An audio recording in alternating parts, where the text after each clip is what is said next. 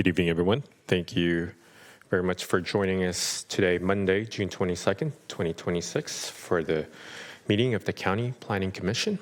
Madam Clerk, can you please call the roll? Absolutely. Members Rockenstein? Here. Members Verga? Here. And Chair Borja? Here.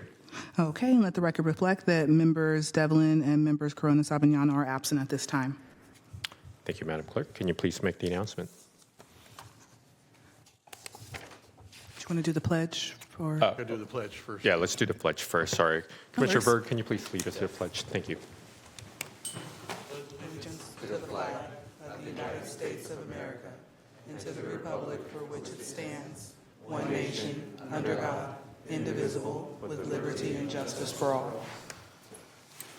My apologies. Thank you very much. No now, worries. Madam Clerk, can you please make the announcements? Of course.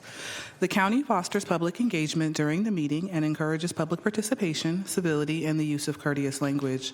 The Commission does not condone the use of profanity, vulgar language, gestures, or other inappropriate behavior, including personal attacks or threats directed toward any meeting participant. Seating may be limited and available on a first-come, first-served basis. To make an in-person public comment, please complete and submit a speaker request form to the clerk. Each individual will be invited to the podium to make a comment. Members of the public may send a written comment which is distributed to commission members and filed in the record. Contact information is optional and should include the meeting date and agenda item number to be sent as follows. Email a comment to boardclerk@saccounty.gov. Mail a comment to 700 H Street, Suite 2450, Sacramento, California, 95814. And that concludes the announcement. Thank you very much, Madam Clerk. I think we're ready to... Excuse me, Mr. Chairman. Given the nature of this, would it be better for us to wait until our other esteemed colleague comes, since we're going to be having a conversation about this decline and be in the middle of the discussions? Yeah, if we're expecting him in 10 or 15 minutes, I mean, director's report, I mean, that's not going to be 15 minutes, but the chair can move around the agenda. Okay. No, I just hate to get in the middle of this, have him walk in and not have full knowledge of what we're doing. Understood. Thank you very much, Commissioner Verga. Barring any other concerns for my fellow commissioners, if you allow me, I'd like to go ahead and move the agenda as advised by council, and perhaps we can start with item number 2, miscellaneous.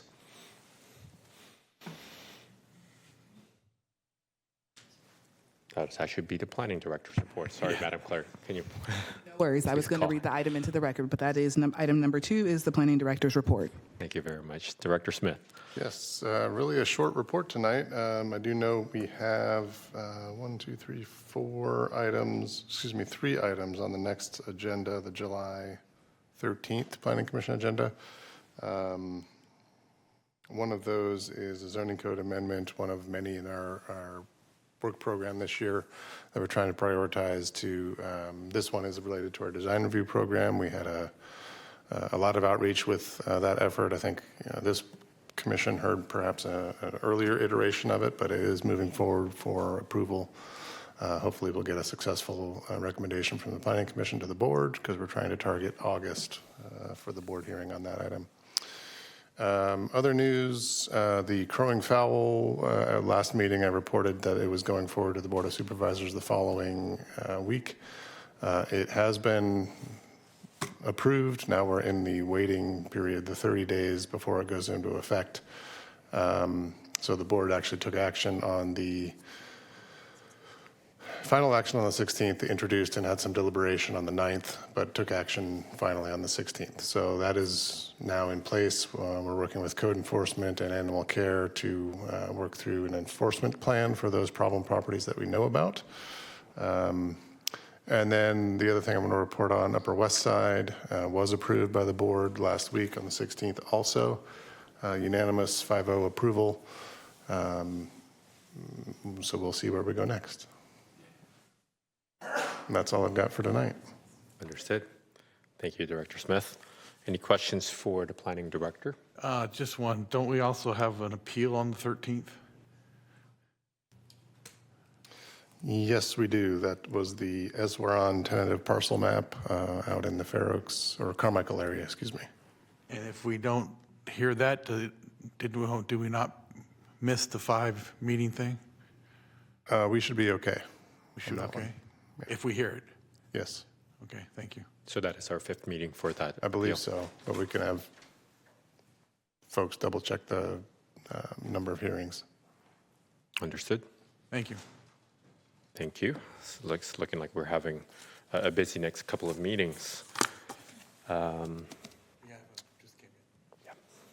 Understood. Thank you. Let the board recognize Vice Chair Devlin. Thank you for joining us this evening. Okay. Barring any concerns, I'd like to now move back to our original run of show. Madam Clerk, please call item number 1.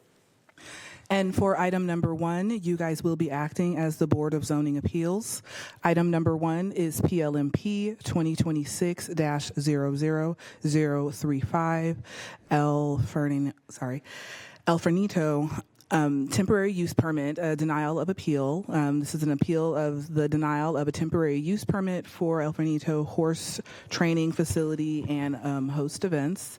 And the property is located at 13301 Renicky Road, approximately 0.3 miles south of the Quiggle Road and Renicky Road intersection at the southeast area community, and the environmental document is non-applicable. Good evening, Ms. Weiss. My name is Regina Weiss, and I am the lead planner who has reviewed all of the temporary use permit applications associated with El Fernito Horse Training Facility. 2 previous temporary use permits had been granted to the subject business. However, Planning and Environmental Review denied their application for a temporary use permit to host events in 2026. I am here today to request the Planning Commission, acting as the Board of Zoning Appeals, deny the appeal upholding the zoning administrator's denial of the temporary use permit. The project is located in Galt at 13301 Ranke Road. The project site is in the southeast community and falls within District 5, represented by Supervisor Hume. The subject parcel and surrounding areas are zoned agriculturally, with some parcels roughly a quarter mile away zoned agricultural residential. The zoning, general plan, and community plan designations for this area were established to eliminate and protect against land uses incompatible with long-term agricultural use of the land and to preserve the physical, social, aesthetic, and economic assets of the agricultural land and open space for current and future residents of the county.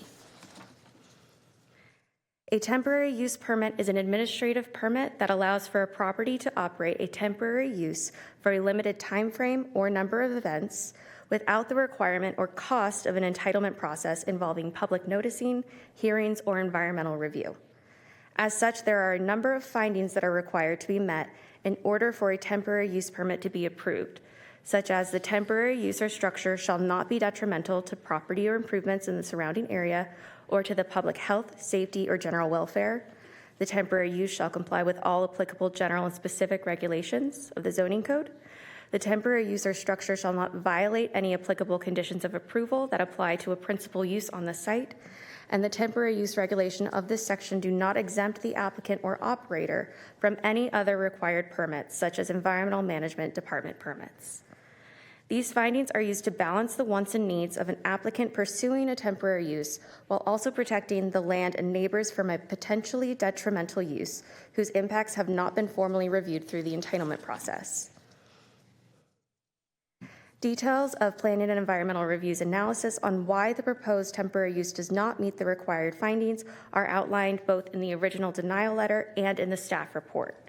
I am happy to expand upon or answer any questions should you have them. As such, Planning and Environmental Review staff recommend the Board of Zoning Appeals take the following action. Deny the appeal upholding the zoning administrator's denial of the temporary use permit.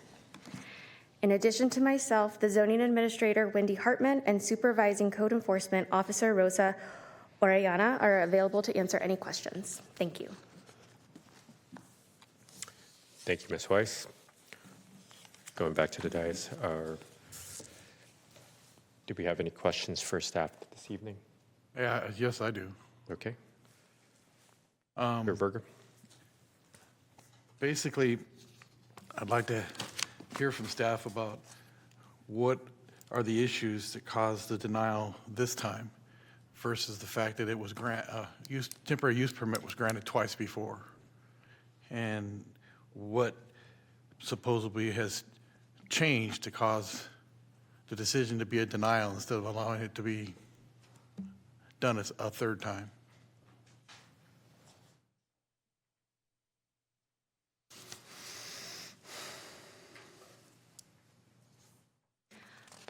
Yes, so as an administrative permit, as long as all requirements and findings are met, we must approve. The first year we got the permit, we assume positive intent on behalf of the operator.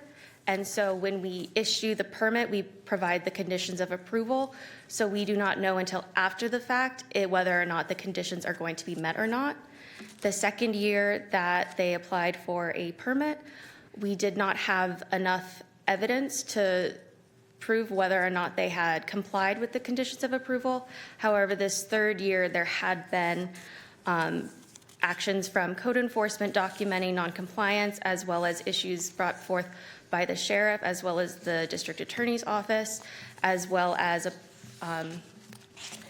communication with the environmental management department that they had not received any applications for permits to serve food on the property, as well as communication from Supervisor Hume's office that there had been complaints from neighbors and concerns about the events occurring on the property. Can you give me examples of what they've supposedly done to violate that? Yes, so for a temporary use permit, there is a limit on the number of events, and the applicant was required to provide the specific dates that events would be occurring. Due to records of one-day alcohol licenses being approved by the Alcoholic Beverage Control Department, there is evidence that they were hosting events outside of the approved dates that were listed on the approved permit.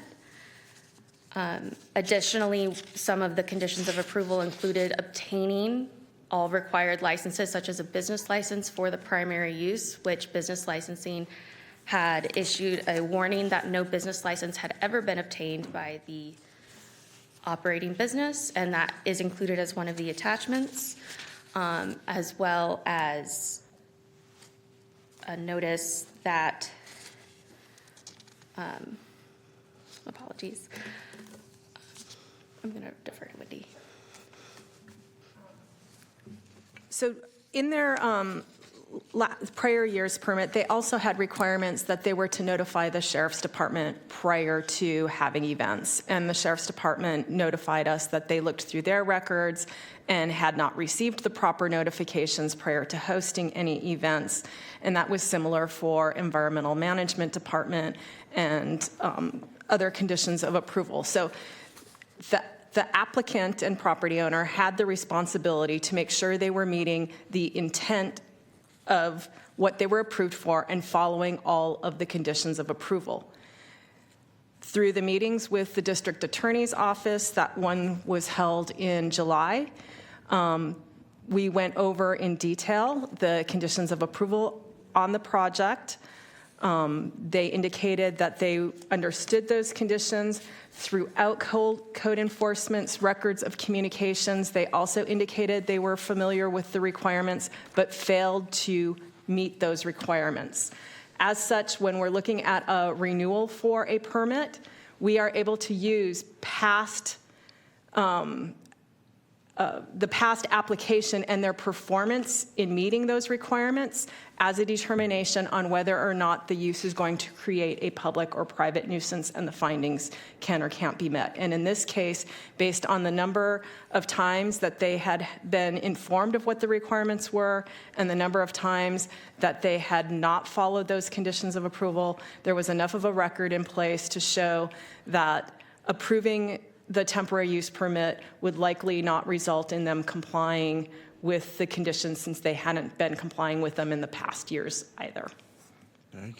And could you provide some context to those last two letters that we received just recently, unsigned letters from the DA talking about meetings?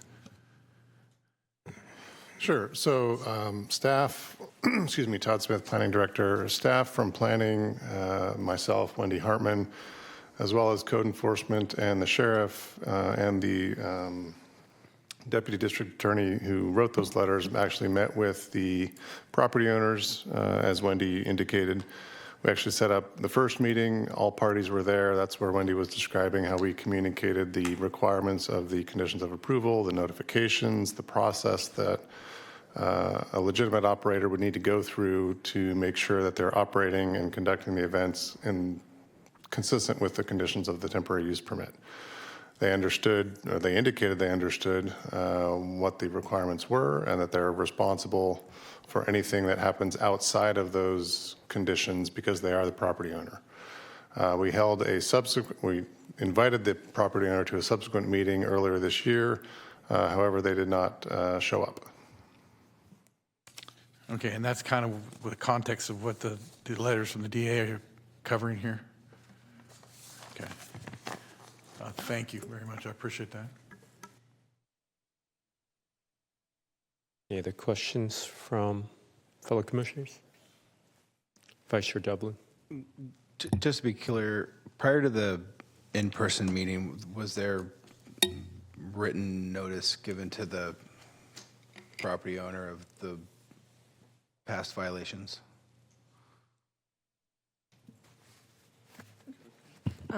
I can't speak towards written notification outside of any notices of violation they received, but I do know that in Code Enforcement's logbook, there were several entries where they had had emails or various phone calls to that nature, and I'm going to go ahead and turn it over to Code Enforcement to provide any additional details, but there was quite a lengthy log that they had.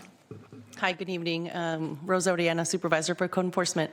As Wendy was explaining, that's right. Our first notice that was mailed out to the property owner and the operator was in April of 2025, and that was describing the violations. And throughout the life of the case, we have conducted a total of 6 inspections, which have resulted in communication either in person or in writing through notices. And in addition, we've had 6 emails or phone calls, so 12 instances totals where we've communicated. And then on top of that is the meetings that were described, like the meetings with the DA and such. So there's been quite a few opportunities to communicate what the violations have been. And did any of the violations occur subsequent to the meetings with planning and the DA? I see heads nodding. I would have to piece together the timeline, but it's my understanding that violations have continued to occur before and after the meetings and before and after our notices. So initially, I believe after the July meeting with the district attorney's office, they did try to keep their events to those that were listed, but they still did not meet some of the other conditions of approval, such as the notifications, their business license. When I said notifications to the Sheriff's Department, making sure that all of the vendors and whatnot in the site had been inspected by EMD. Overall, we have received numerous communications from Supervisor Hume's office, from neighbors complaining about events occurring outside of the dates that they had been approved for with the prior to temporary use permits, complaints regarding speeding and activities occurring on that roadway, trash, including alcoholic beverages and whatnot being thrown in neighbors' yards, and just general noise complaints as well due to some of the concerts and other events that had occurred on the site. Commissioner Rockstein. I'm formulating a couple things, but not ready yet. Thank you. Ms. Hartman, I do have a couple of follow-up questions. One of our attachments, I believe it's attachment number 7, is a letter from the Sacramento Sheriff's Office. Can you please walk us through the concerns that were brought by the Sheriff's Office regarding this property? or Ms. Weiss, whoever might be Yeah, able to opine. Certainly. So first of all, whenever we get a request for a temporary use permit, particularly for an outdoor event, we have a small list of departments that Planning and Environmental Review distributes to, and one of them is Sheriff, and they look at their call logs and provide us information on whether they have any concerns with us issuing the temporary use permit. In this case, based on some of the past activities and calls that occurred and noncompliance with the previous 2 temporary use permits, the Sheriff's Department has indicated that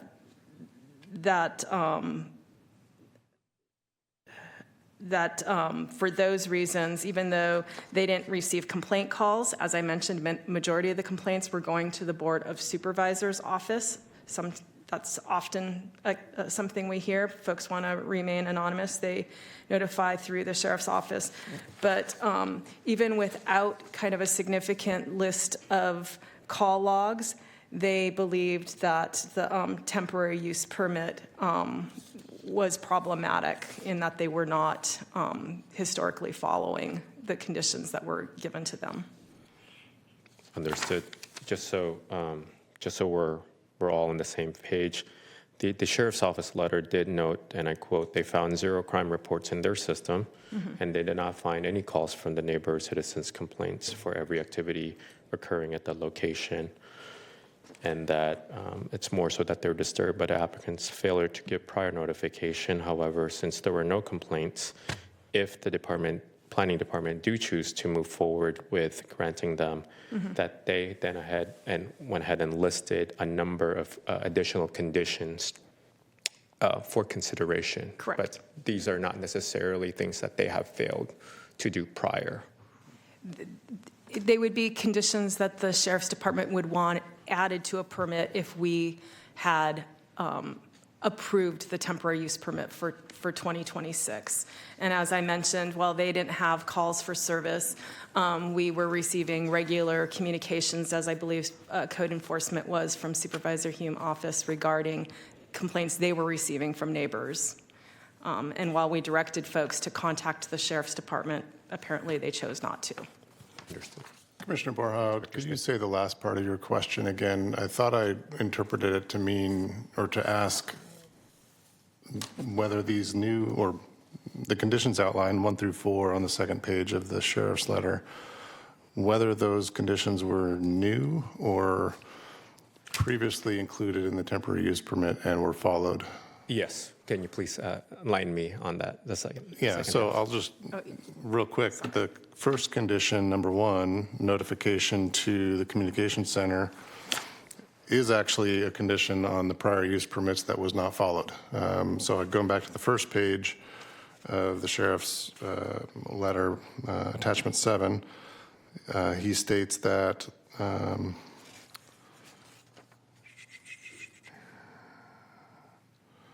he had checked a number of sources. So the 2 entries in the CAD system during the stated timeline, deputy-initiated events not related to any calls regarding complaints or prior notifications of any events. And then it goes on to talk about 0 reports or initiation from the applicant. And so what they're effectively doing, at least on my read of this letter, is saying we still want the same conditions that were in the prior temporary use permits that weren't followed if, in fact, this temporary use permit is approved. Understood. And then I'm just kind of following through the analysis and the staff report. So on April 6th, that's when the applicant did request the denial to be overturned, as they believed that the property owner did not authorize the unpermitted events, was unaware of additional permitting requirements, and alleged that complaints from neighbors were made in bad faith.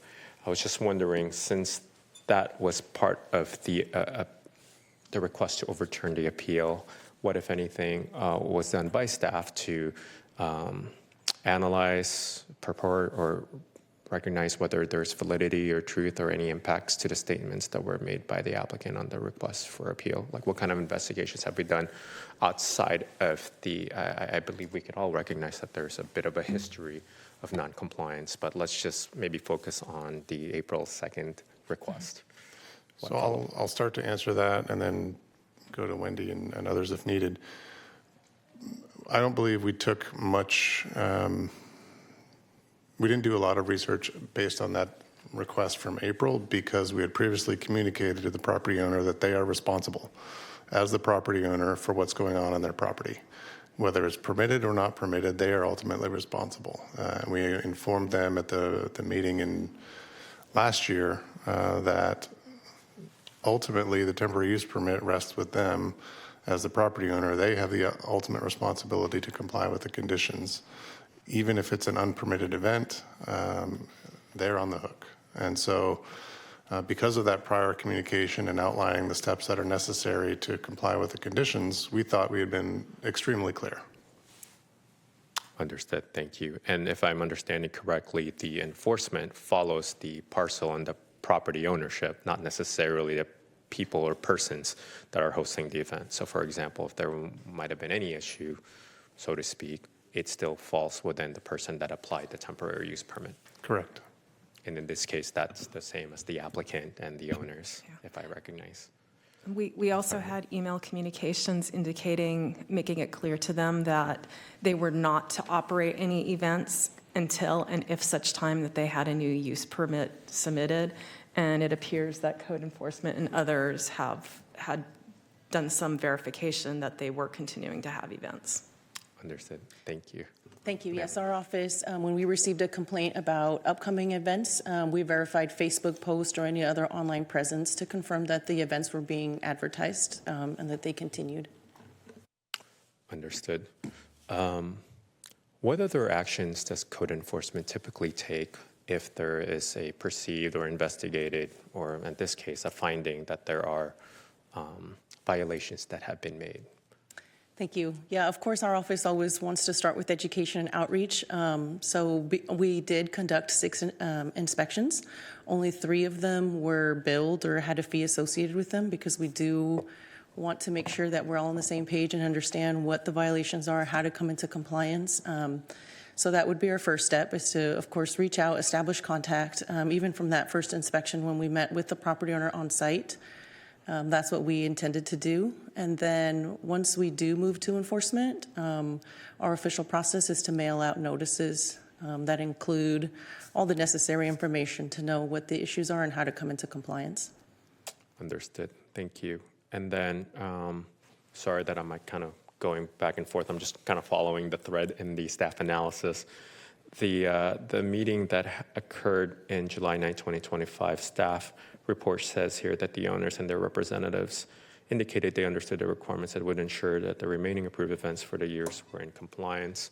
Representatives were those, their legal representatives, members of their family, or folks that might be giving them any legal advice to making sure they understand the contractual obligations of the use permit, or how would you characterize the representatives? I just want to make sure that. Sure. I believe, if my memory serves correctly, there was the 2 property owners, I believe they're husband and wife, I could be wrong. And there was one other party who I believe they introduced as their attorney. Okay, understood. I think I might pause for now. I just want to Commissioner clarify Marcus. on the inspections. Out of the 3 you mentioned, was the applicant present for all 3? You mentioned the first, the property owner. You mentioned the first one, yes. How about the other 2? I don't believe they were present at all 3. Some of them were just monitor inspections where we were sort of doing a desk audit of monitoring the online presence, and we were just documenting everything that we were finding. But each time that we went out, I know at least attempted contact, and I can double check on the 3 that were followed by notices to confirm if somebody was present. But I know that we had pretty constant contact, even if it wasn't at the inspections. We were exchanging voicemails and live phone calls back and forth. Is there a deliverable that comes with an inspection, meaning that you know, here's what we find? You do an inspection, do you verbalize it? Do you memorialize it in some memo, or how do you do that once you, as a new commissioner, how do you do that on the inspections? Do you typically leave them with something in terms of here's what it is after you explain it to an owner or whomever it may be? Got it. Yeah, there's nothing that's left in terms of a piece of paper that's left with them. We just communicate what our findings have been and then follow up with mail. Okay. All right, thank you. Mr. Chairman, I have just a general process question. When you say you do inspections, do you go out and inspect it when the event's going? Or do you go out after the fact and have a conversation with the applicant and or the landowner? In terms of process, we have the ability to do both. Typically, our staff work Monday through Friday between 8 and 5, something like that. So if there's events occurring outside of that, we can coordinate or facilitate an inspector going out during the time of the event. But typically, our inspections occur during the daytime. So the inspections dealing with this particular issue, was there any face-to-face inspections during events, or were they all paper reviews? They were inspections face-to-face. I don't believe any were during the event. So they were after the fact or prior to the fact? That sounds right. And during these inspections that you're having, you're explaining to them what they should be doing versus what you hear they're doing? Because you're obviously not there watching what they're doing. So you're actually responding to what you hear what they're doing. I guess yes, but I'm not sure if I'm understanding your question to mean that. I'm sorry, but I'm used to an inspection. That means it's a face-to-face on-site during an event. Not look at Facebook, see if there's any comments about it, and then do a phone conversation or a letter back and forth saying, based on what we see on Facebook, you're outside your use permit. I mean, if you were doing an inspection, let's just use brick and mortar store. You guys go out and do inspections on brick and mortar stores face-to-face when they're acting and when they're working. And if there's violations or issues, you talk to them about how to fix them or you cite them. I know that firsthand. So what I'm asking you is, were those inspections you talked about with this applicant and landowner, those type of inspections, or were they more of a paper inspection where you had a complaint, so you looked, was there any calls to the sheriff's department, what was on Facebook, calls to the supervisor's office, and based on that, you made your evaluation. Is that the way you did those inspections? It's both. It's both, yeah. But on this land, you didn't go out during an event and see what was going on, right? We did go out. When an event was going? And sometimes, our office or the different offices represented here were made aware of events happening after they had happened. But we have, like was mentioned, sources from the Sheriff's Department, from business licensing, our office in code enforcement, from planning, from the board's office, and everything was consistent with what was happening. And when we spoke to the property owner, they also were not denying that those events took place. They agreed that the events took place.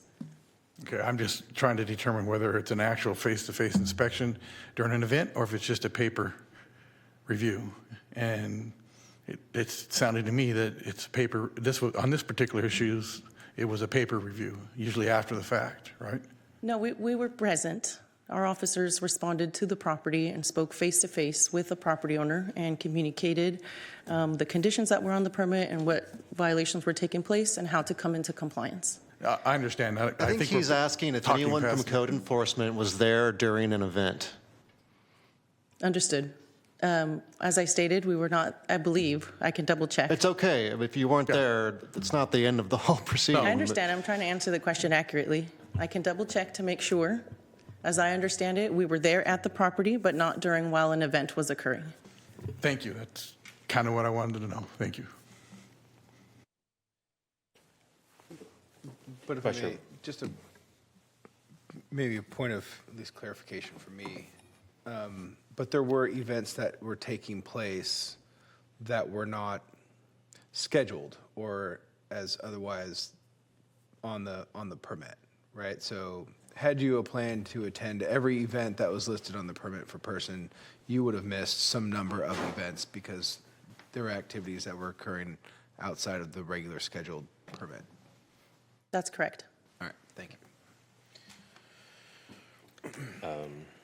Just a couple more questions, if you guys don't mind, and really appreciate your due diligence on these things. Just read through attachment 6 and attachment 5, which are, for the record, the letters received from Carolyn Massengale, community prosecutor within Sacramento County District Attorney's Office. In our research, looking at what the community prosecution office do, part of that is looking at public nuisance. I think one of the letters, attachment 5, dated May 28, 2025, had a very strongly worded conclusion that's essentially kind of warning them that, or a legal notice that the property may be a public nuisance. Now, just kind of elucidate me here, or educate me here. I'm not too sure, were they being charged with any crimes, misdemeanors? Is there any other pending legal action that's being stamped from the DA's office at this time?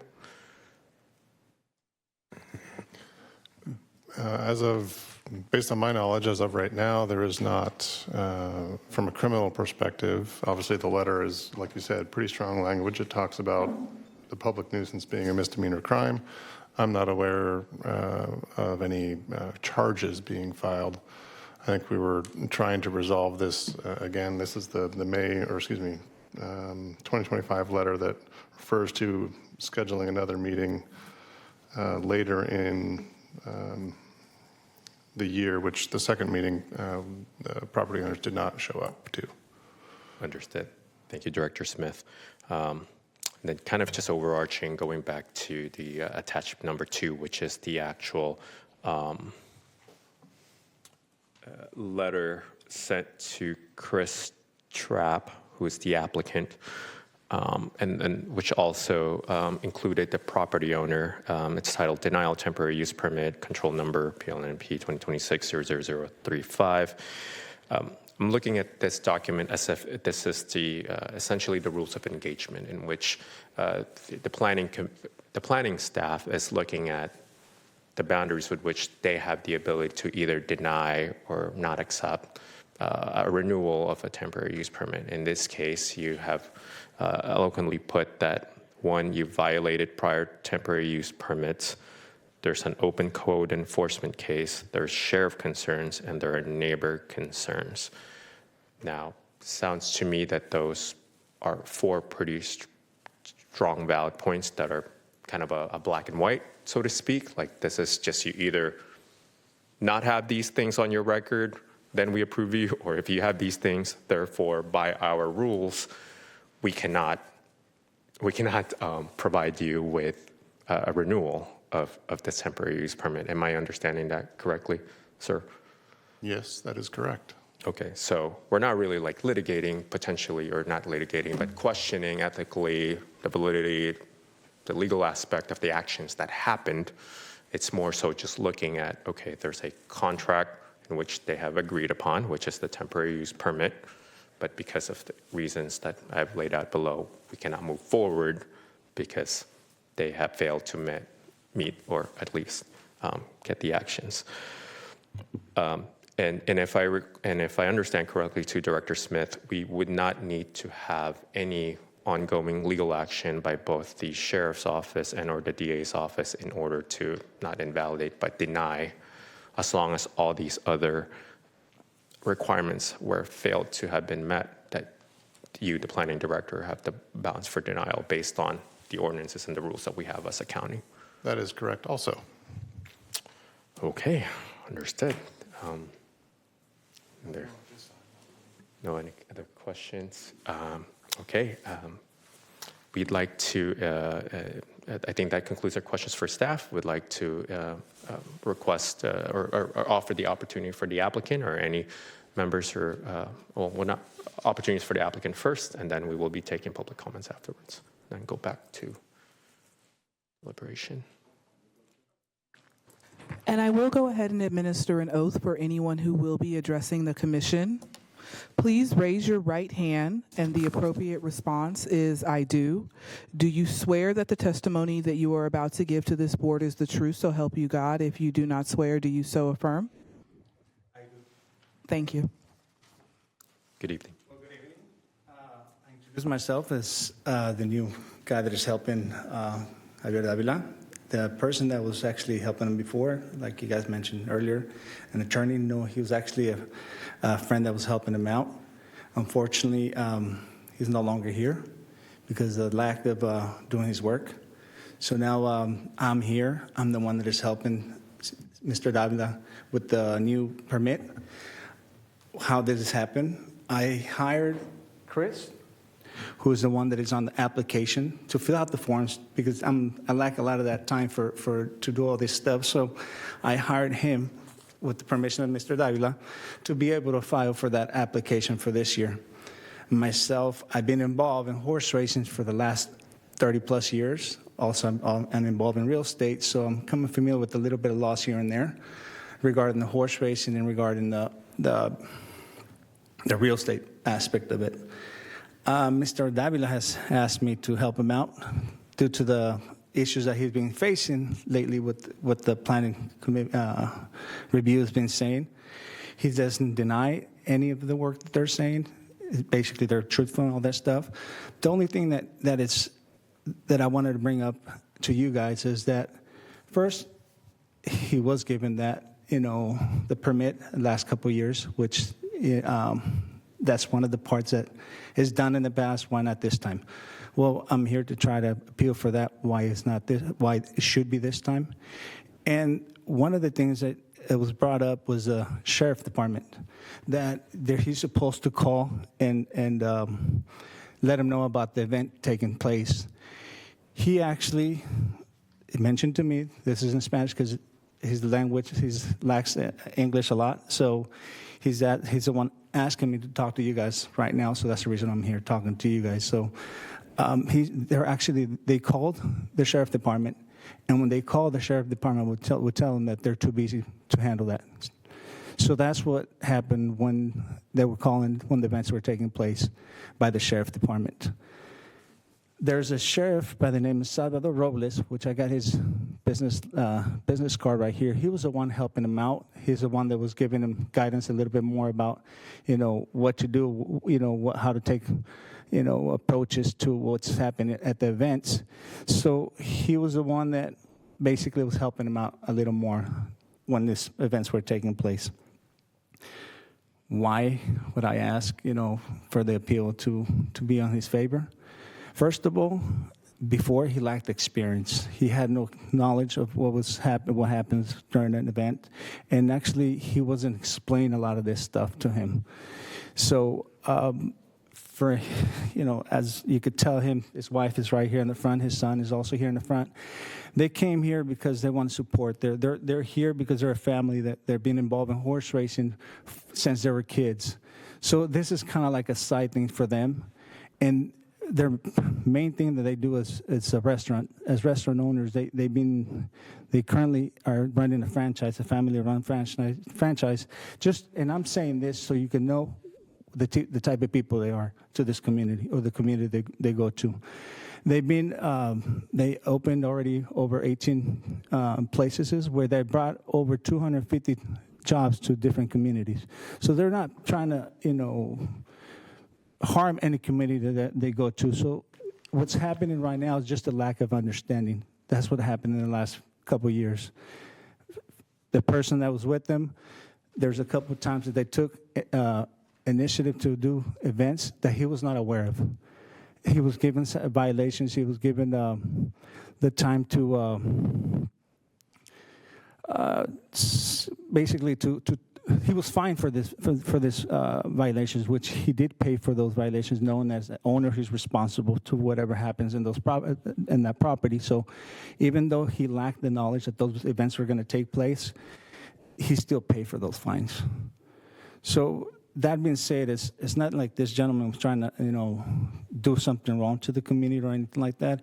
It's just that unfortunately that's happened is that he was not aware of what was going on, how to take the process that goes along with it.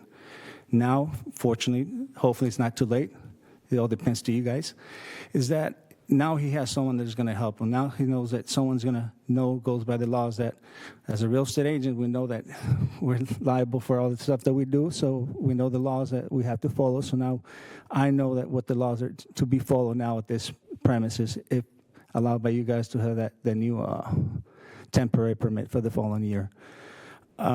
What I could say more about this incident is that, unfortunately, a lot of the meetings that, like he was saying to me while we were on the side, is like he was not present. In the last meeting, I guess they mentioned earlier that he was asked for a meeting that he didn't show up. He was told me him and his wife, they were not aware of it. That's what they mentioned to me. So that's another thing. And this gentleman that helped him out, he's been gone for the last 3 months. So ever since that new application was done, I'm the one that's been in charge of that. So if there's any questions that you guys have or you have for Mr. Davila, please let me, I'll welcome those. Thank you, sir. Any questions for the applicant? Just a few. So is he the property owner or the applicant for the use permit? He's the owner and she's the owner. So the applicant was done by Chris Pratt. He's filled out all the paperwork. Okay, so he's going to be he's the one responsible for whatever events occur on his property. That's what I'm trying to get to. Correct. Correct. And you're saying over this last year and all these issues brought up by other groups, the complaints and stuff, he wasn't aware of those complaints, but not issues aware, meaning what we're talking about, the county has done. I'm talking about the complaints of the community and the issues with the sheriff's department. You're saying he wasn't aware of those? Well, with the sheriff department, there was no violations, nothing that was, given to him on it. So there's nothing by the sheriff that was given to him. That's my knowledge. The sheriff no te dio nada, nada. So the letter here from the DA's office on May 28, 2025, where they talk about he could be committing a misdemeanor and a public nuisance. He wasn't made aware of this? He attended that meeting. Okay. But like I say, the lack of English with the gentleman that went to the meeting, he was explaining a lot of the stuff, but not completely to detail what exactly was happening during that, those meetings. So you're saying the individual who was trying to interpret for him wasn't doing an adequate job? Correct. Okay. And then the subsequent meetings that are referenced in this other DA letter, are you saying he wasn't aware of those? The last meeting that was said that he was supposed to show that it was a no-show, he was not aware of it. So who had conversations with county staff about all these issues that have come up and their investigation? Was that with the interpreter or with him? I'll ask that question to him. ¿Quién fue la persona con la que hablaba cuando anteriormente? Sí, cuando ellos querían. The gentleman that was in charge, Pedro. And was he present during these conversations? ¿Tú estabas presente cuando estaban las conversaciones ahí? No. Some of them he wasn't, so no. So this individual who was acting on his behalf, he was there some of the times, he wasn't there other times? Mr. Davila wasn't there, and sometimes yes and no, sometimes no. Okay. And county staff has talked about that they've made him very aware of what the requirements are. Is he aware of the requirements as he stands here before us now? We were asked to have a business license, but that business license was declined because due to the fact that there is outstanding violations on the property. That's the reason it was denied. So he's attempting to, now that, like I said, mentioned to you earlier, that we know what has to be done. We're taking an approach to it to do it. But now it's a denial after a denial because of the fact that we've been denied the temporary permit for this. So you're saying the previous 2 use permits he never had a business license to operate those 2 permits? He didn't. And you said earlier that him and his family have opened up and run some restaurants and stuff of that nature in the community, right? That's what you just Correct, said? sir. So does he understand he's supposed to have business licenses for those businesses as well? The reason why is for him it was different because it's more like a training facility. He's currently owns over 20-some horses, which are stalls right there at the property that we're talking about. So he currently has a trainer there at the facility, but he was not aware that there's a business license needs to be done for this. So he thought that it was just I own the property, I run the business, and matter of fact, he had Pedro, the one that was helping him out, pretty much running the show for him. Well, I guess my point being, you said earlier he has several restaurants out there. He employs a lot of people. And I would hope that he obviously knows he needs business licenses to do that kind of a event, right? Well, that's the reason. Now that he found that he had to do it, that's the reason we applied for it, and that's when it was denied. And also I know there was mentioned earlier about food at the premises. There's a trailer that has, tags and everything that's legally, approved by the county of Sacramento. That was the one that was serving the food. So it was a food truck or a food trailer? As a food trailer, I'm sorry. Yeah, okay. And that was registered with the county Yes, sir. through the health department? Yes, sir. I don't have anything right now. Anything further, maybe later? Good evening. Yes, thank you. Good evening, sir. Good evening. I think I'm kind of piecing some of this together, but the gentleman is the landowner, but am I kind of getting this correct that he's not the operator of these events? Actually, he was there for one of the events because it requires him to be there for the events. But there was multiple instances where he was not there because of the fact that the other gentleman that was helping him out was pretty much taking advantage of him doing these events. Okay, so we potentially have events taking place without his knowledge. Correct. Okay. And he said they weren't big, but still they were taking place. If you could maybe kind of help me understand, because I haven't been out to the property and I don't own horses or race them. But if you could maybe help me understand kind of like what's the kind of the goal or kind of purpose of what they were initially trying to like accomplish with these activities? I mean, is this a weekly horse race? Is this a once a month horse show? I mean, give me some color on Pretty much that's what it is. It's just he has currently a racetrack there where he trains the horses. And basically where they time him and he's got a couple of colts that he's preparing to go to tracks in Southern California, Los Alamitos. I don't know if you guys are familiar with that, but they pretty much have him there where they'll train him to see if they're going to be good enough to be able to ship him down to the tracks, and compete for good purses. Sure, but at some point, people are coming out to watch this. They're eating at the food trucks. So is this a daily, weekly, monthly? Oh, it's more like kind of like an event. There's times that they're testing their horses just to see what type of velocity. I don't know. Sometimes you test horses that are fast at the beginning, and then you test the horses when they're fast at the end, so that way you kind of give yourself an idea the speed of a horse, how the horse reacts, and if it's going to be good enough to be able to beat some times to be competitive at the racetracks. Yeah, thank you. I understand that part. I guess what I'm trying to understand is,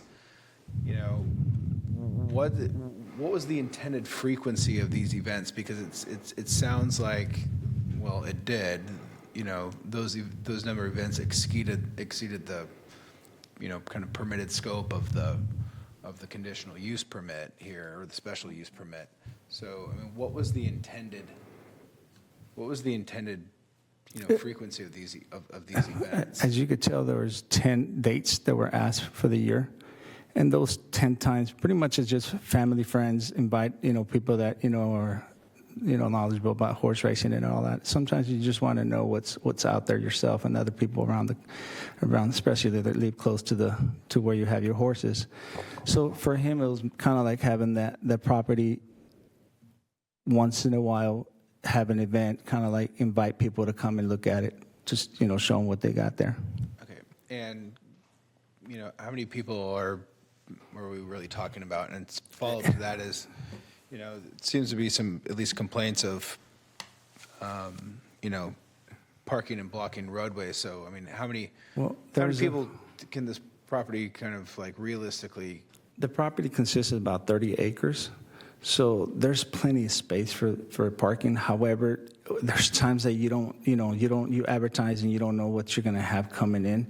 But right now, he has to the point where, he just wants to have it more limited, more like people that they're there for the horses. They're there just for the kind of like family and friends, kind of close relatives that, let's say an example, his family consists of about 50 people. So just imagine if they're going to have an event, just himself, his family, they're going to about 30, 40 people just come, to come to the meeting to watch these races. So I asked him about that, and we, because I need to know, what I'm getting myself into, and we talked about it, and we said, max, we're talking about maybe 200 people coming into this events. Well, I guess in my head there's a little bit of a distinction between inviting some people and a y'all come, I've created flyers, I've got advertising, and I have no idea how many people are going to show up. I mean, those are very different events in terms of like what and how to manage and those potential impacts. And so are we asking for, 200 people? We're asking for 50 people? Can you park 200 people on the property? Well, we're sure for asking around, anywhere from 80 to 200 people. Like I say, depending on the location, that's when, you'll have a lot of big turnout or short turnout. And sometimes people come from another city that they want to test their horses and try to see what they have. Also, that come from Madera, and they come from different areas close to the Sacramento region, that they'll come and they'll test them right there on his track. So that's where it's like hard for me to tell you it's going to be only 80 or 100, but we have agreed that it's for sure it's not going to be more than 200 people. That's a fact. Well, I'm not sure how you know that if you're just advertising. See, with me, it was no advertising. The gentleman that was doing all this, that was helping him out, he was the one doing everything. So for me, I'm the one in charge of doing all that. So for me, it's not permitting that, and I'm not going to do that myself. So that's how I could say that there will be no more than 200 people. All right, thank you. So I guess for me, thank you. For me, and thank you for being here. For me, it's the intent, and so number one. The intent sounds like it was for the purpose of testing horses, but yet, as you acknowledged in one of your sentences, it was racing, and then, regardless of who coordinated it, it was on the property owner's property, on a small road. And run by the person who hasn't been around for 3 months, correct? Correct. Okay. And essentially what Commissioner Devlin asked was there advertising? Because it would change things. If you're doing kind of an informal test of a horse versus advertising, it could be construed that this is not so much an official race, but more advertised out there to bring additional folks in to watch, correct? Well, I bring myself back a little bit. It seems like I'm giving that impression it's just all racing and racing and racing. No, it's also some of that riding horses. I don't know if you guys are familiar with charreadas.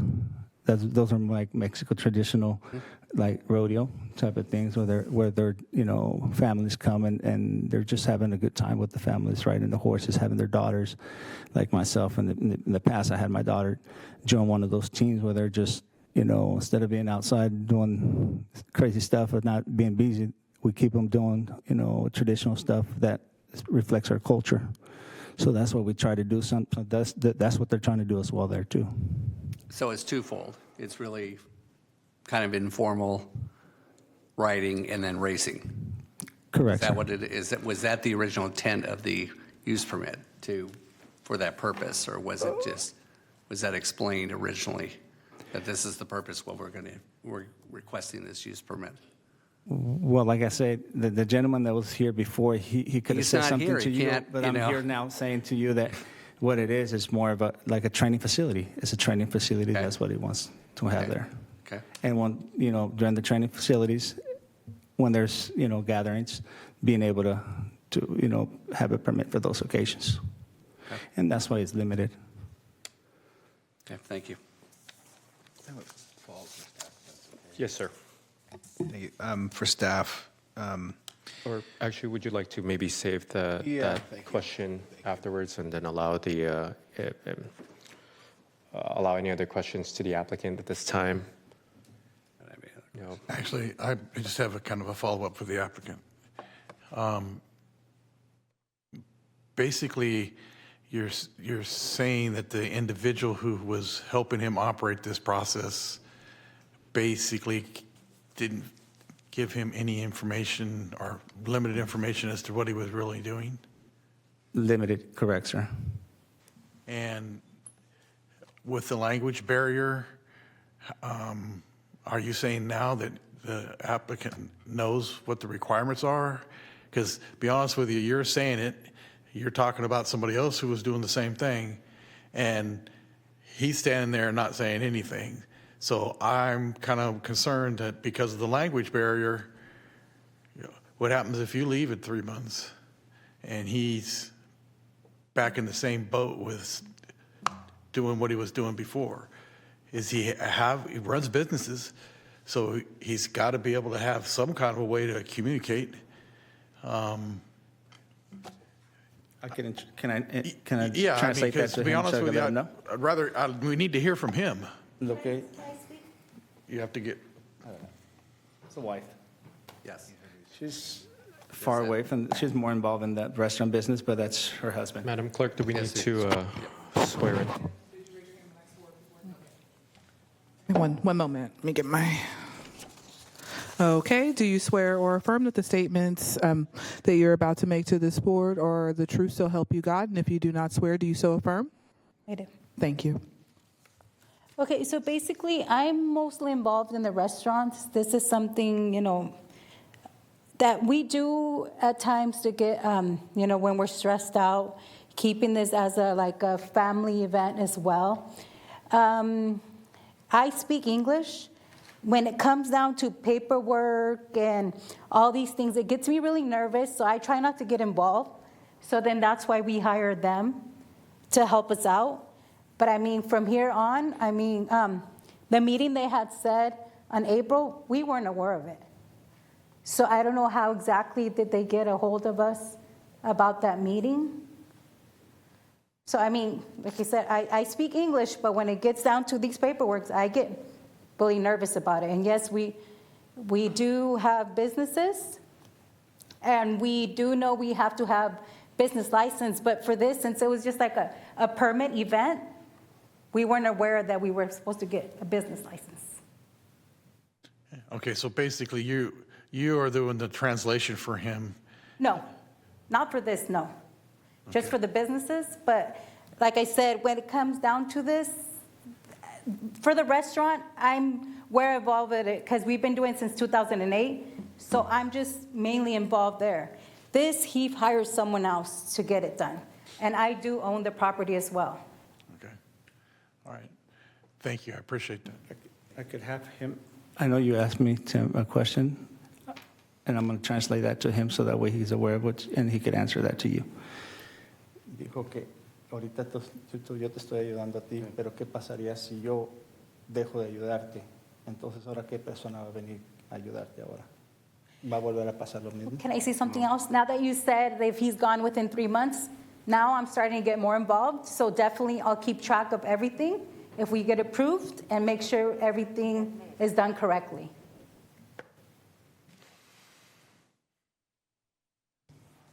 Thank you. That's all. Any other questions to the applicant? Thank you very much for your time. Okay, we're going to go back to questions to staff.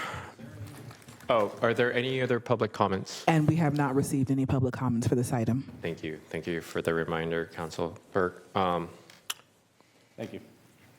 Thank you. Vice Chair Devlin, do you had questions for the staff? Help me understand, I guess, the delineation line between having my family over to go ride a horse or, you know, barbecue, and when we need a special event permit.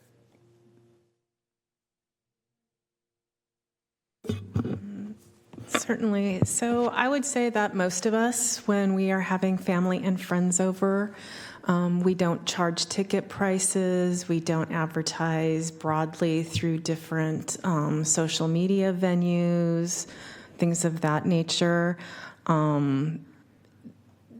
Is one key difference. Their current Facebook page has a number of events that have historically been advertised on there with ticket sales, including things that were beyond what we originally anticipated were going to occur on the site. But the biggest thing is I think for the most part, when people are having friends and family over, it is not something that you purchase tickets for.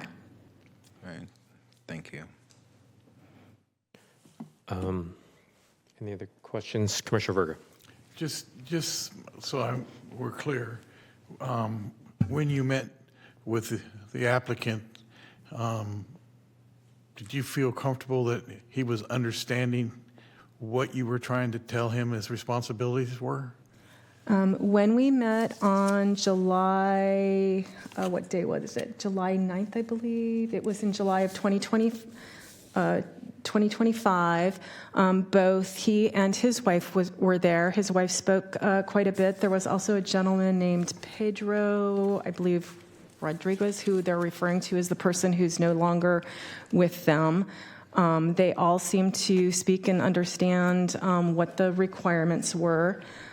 His wife is also, I believe, listed as the nonprofit who is sponsoring the temporary use permits in the prior approvals. That's one of the requirements we have, is that they have to be under sponsorship of a nonprofit, and we have listed El Frenito too as the nonprofit. So we had a pretty strong comfort, I think, both Todd and I, that they did understand what the minimum requirements were between the three of them. Okay, and the actual individual applicant, you felt comfortable like just a minute ago, you felt comfortable he was being guided accurately? As I believe was mentioned earlier by Todd Smith, is we made it very clear that ultimately the property owner is responsible for ensuring they understand what's happening on the property. And I believe when we met with the DA's office, they all very clearly understood that it was their responsibility as the property owner and as the nonprofit to ensure that the conditions were met. And you believe they understood the conditions, right? At that time, yes. At least two of them very well. All right, thank you. There are questions for staff? I think I just have a couple questions procedurally and just to try to understand. So we have an open compliance enforcement case now here. What's the mechanism for that to conclude, or how is that just open in perpetuity? Yes, so to come into compliance, they would need to obtain either the temporary use permit or go through the formal entitlement process for a use permit for non-temporary activities, so it would run with the land. So that would be the type of entitlement that would be brought before the Planning Commission so the public noticing and then the formal vote. Yes, so there are two ways to come into compliance, which is to obtain either the temporary use permit or the permanent use permit. And then also, when those permits are issued, continuing compliance with the conditions of approval on whatever permit they do obtain. Okay, so two options. There's actually a third, I'm sorry. The third option would be the temporary use permit is not issued. They choose not to proceed with a permanent conditional use permit for outdoor recreation and don't have any special events going on the property. They could still use the property for a commercial stable as long as they obtain their business license for a commercial stable, but they would not be allowed to have any events. That would close the code enforcement case, and then as long as we didn't receive any complaints of events occurring, the code enforcement case would remain closed. Okay. Thank you. That's what I was, like you, was like, how does it end? If we pull the denial, how does it end? Yeah, basically, they would need to stop having events would be the one mechanism, but they would still be allowed to have their commercial stable and training, just no events. Which is what is currently being allowed to be used in the land. That is their current entitlement. They don't actually have an entitlement for that. It's a use in our agricultural zones that is permitted so long as they obtain their business license for that use. But they're being held up with a business license due to this enforcement case.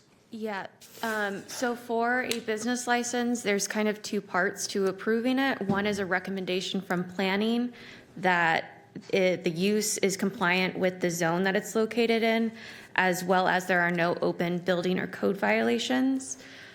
I think the part that you're getting tripped up of is that we did recommend denial.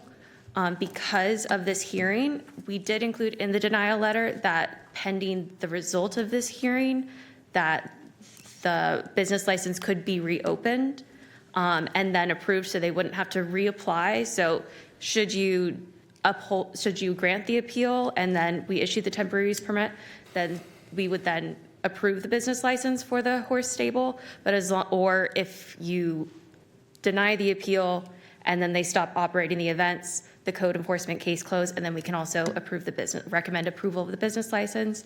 And planning is just a recommendation, and then the business licensing within the Department of Finance does make the formal determination of whether to approve or deny the business license. Understood. And just kind of point of procedure, there will not be any prejudice if whatever decision this body is to make on the decision that will impact their business license, correct?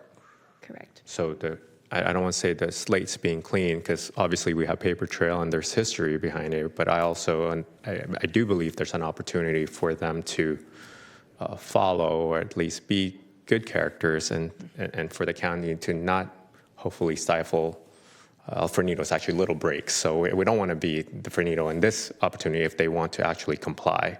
So am I understanding that regardless of the decision, that the business license, again, there's a bit of an order there.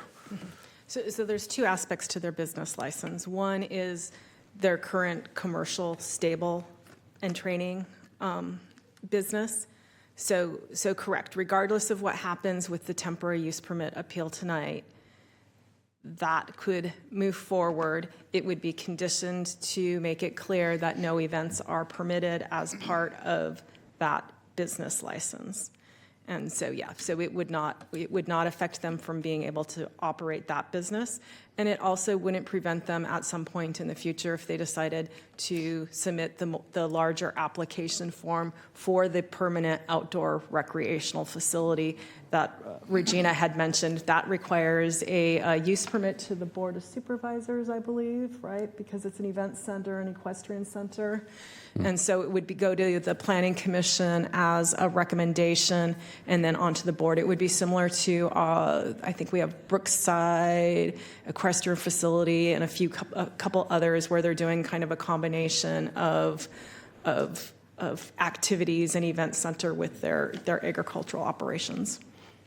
Yeah, just a minor point of clarification, but the difference between the temporary use permit that this has operated under for the last 2 years And the permanent use permit is the limitation on number of events.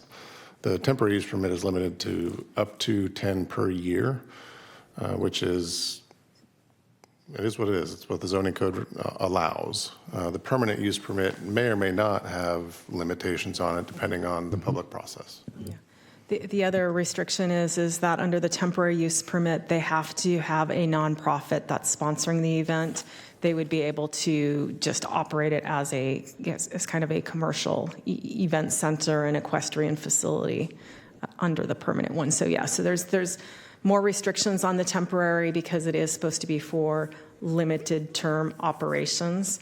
And then also if they are having events that are deemed music festivals, which we have had a few complaints about, those would fall under a different ordinance. And so those are the types of things that could be addressed under the more permanent type of outdoor recreation facility that can't be addressed under the temporary use permit. Thank you, Ms. Hartman. Mr. Trapp, Mr. Trips, I see you raising your hand. I just want to confer with council. What is the process here? The applicant, I think, would like to have a follow-up comment. I mean, have they already exhausted their speaking time? No, they should. They should be allowed to come back up. I think after you have your discussion with staff, they should be able to come back up and respond to any of that. I see your hand going up. I also am raising my hand because I think we want to address the scope of this, what the action is, and this is also going to require some more information from staff. So what was denied was an application for a temporary use permit. I believe that was for a certain number of dates in the current calendar year. So if you were to grant the appeal, what will be left? So that we're halfway into 2026. Does that mean that they'd have a permit for 10 more events during this calendar year, or what's left and what they applied for? I think that's relevant information. Yeah. So if the BZA was to overturn staff's decision and grant the temporary use permit, they would basically have a couple options. They could go off of just the dates that were already listed in the 2026 calendar year, or could direct staff to work with the applicant on 10 event dates for the remainder of the year. Understood. So, yeah. Oh, yeah. Go ahead. So just my question is pretty basic. In terms of a license, and the license potentially being a trainer, a training facility, and then with horses, yes, with training, there is galloping and so forth as part of that training. Is it very prescriptive in terms of what under the license, as far as if there's any conditions placed on it, or elaborate further on that? Yes, so with many of our business license, we'll make references to different portions of our zoning code that may have requirements on how they're allowed to operate. For stables, we do have some criteria that we typically reference regarding on-site maintenance of those facilities for vector control, dust, things of that nature. We also typically condition those types of uses for no events. And so that way, when we do have riding academies and things of that nature, they typically, if they do want to have recitals or a few special events throughout the year, they do come through and get temporary use permits for those. Okay, thank you for the clarification. Council Burke? Sorry, you had a follow-up? Right, I was just going to say, for due process reasons, yes, the appellant should be able to come back up if we're finished with this is the last round of questions for staff. You can still do some more, but if we're done asking questions, yeah. Understood. Okay. Any other questions for staff at this point? I just want it to be very perfectly clear. Does the county have a mechanism for us to translate these documents and/or provide an avenue for a translator if requested by the applicant? Was that ever provided to them? Was that an option that was given, or at least had an option to provide public documents in Spanish? Was that something that was afforded to them? I don't believe they ever made such a request to us. We do have some ability to provide translation services. It's not uncommon when folks come to our public counter or things of that nature for us to provide verbal translation. Some of our brochures and things of that nature are translated. As far as permits and entitlements, historically, no.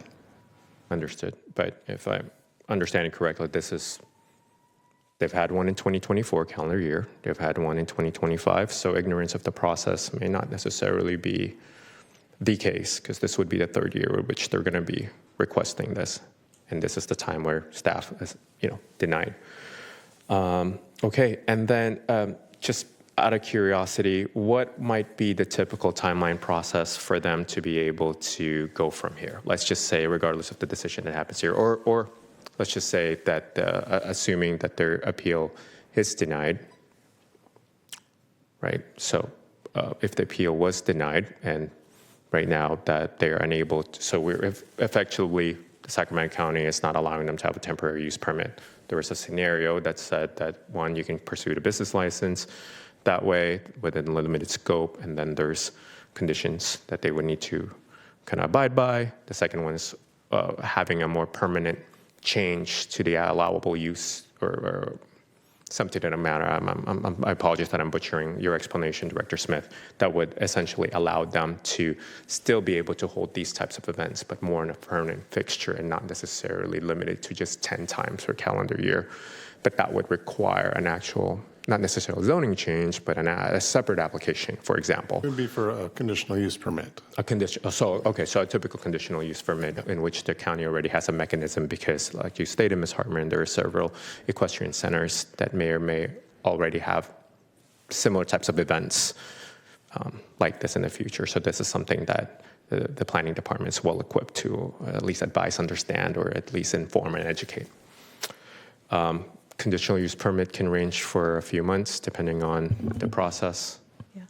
This one would require Board of Supervisors approval. An environmental document would probably be looked at. We would need more information from them on the types of events that they wanted to have on a more permanent basis, the size of events. So typical processing times that we've had on similar types of requests is usually about 10 to 12 months from complete application being received.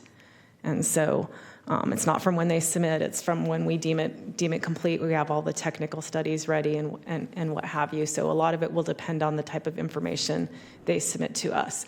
The quickest path forward, using kind of your scenario where the BZA upholds staff recommendation and does not overturn the denial of the temporary use permit, would be for us to work with code enforcement, close that action, and allow them to proceed with the business license strictly for the boarding and training facility. And while that was going on, then they could work towards what other avenue they wanted to for events, if they wanted to go with the conditional use permit route, since it would probably take them some time to pull together the application and have that processed. Understood. Okay. Mr. Chairman, just one quick follow-up. If we uphold the appeal of the temporary, use permit, is that decision property lifelong? They can never come back and try to get a temporary use permit? Is this like one and you're done? Do you want to go, Bill? Otherwise, it is in our zoning code. For this year, I mean, Yeah, it's 1 year from the date of action, then they can apply for it.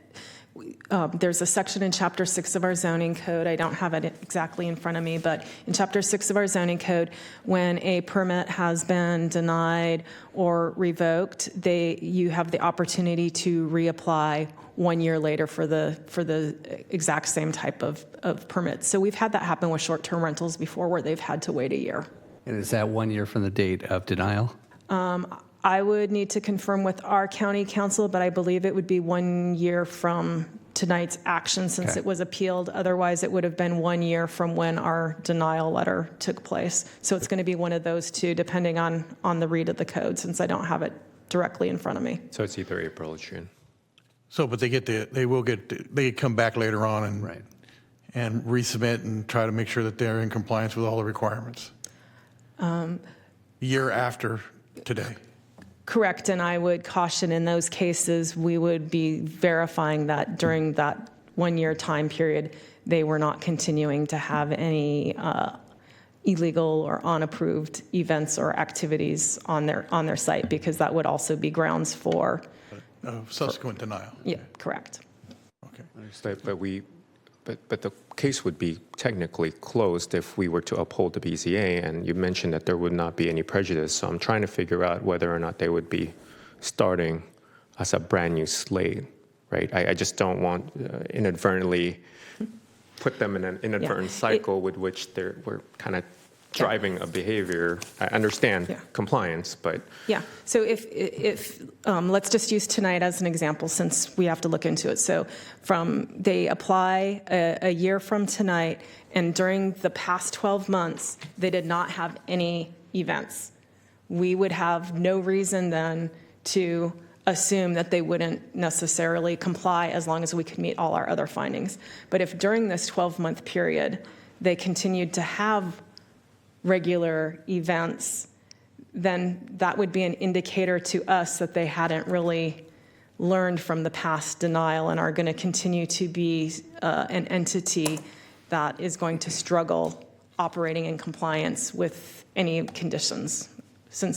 Does that kind of make sense? I think so. We have a situation on another property where they have historically operated without permits, and we've used that as grounds for denial. So we want to see a record from them that they understand and we're not holding events. understood. If I understand correctly, though, that trigger would be an application in the future, X amount of months from now, in which you would be using the resources at your disposal to look at the prior months, not necessarily resources right now that you would have, because regardless of the action right now, you would just be looking at a kind of a few months backwards, right? Because you're going to be kind of creating evidence based on research.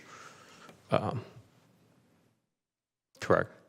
Correct. So if they applied in a year from now, we would get the application, we would distribute it out to our various departments like the sheriff and code enforcement. And then that's they would when let you would us, do the due diligence. And then at that point in time, they would let us know, hey, we've had a number of calls on this one, or no, hey, it's been really quiet, and yeah.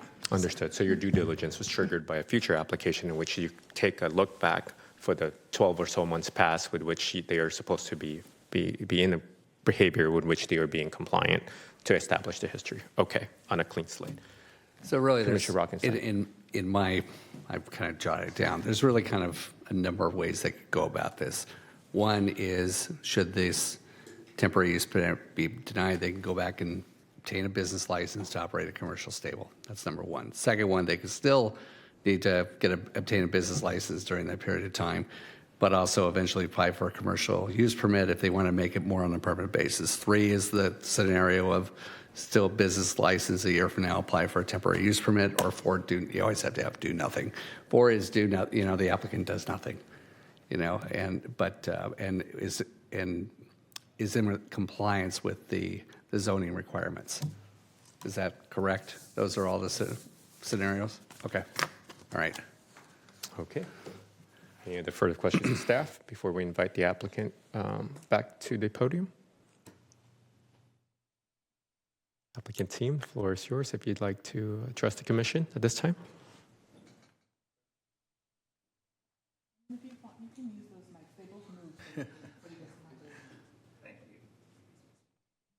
My name's Chris Trapp. I think he's been sworn in, right?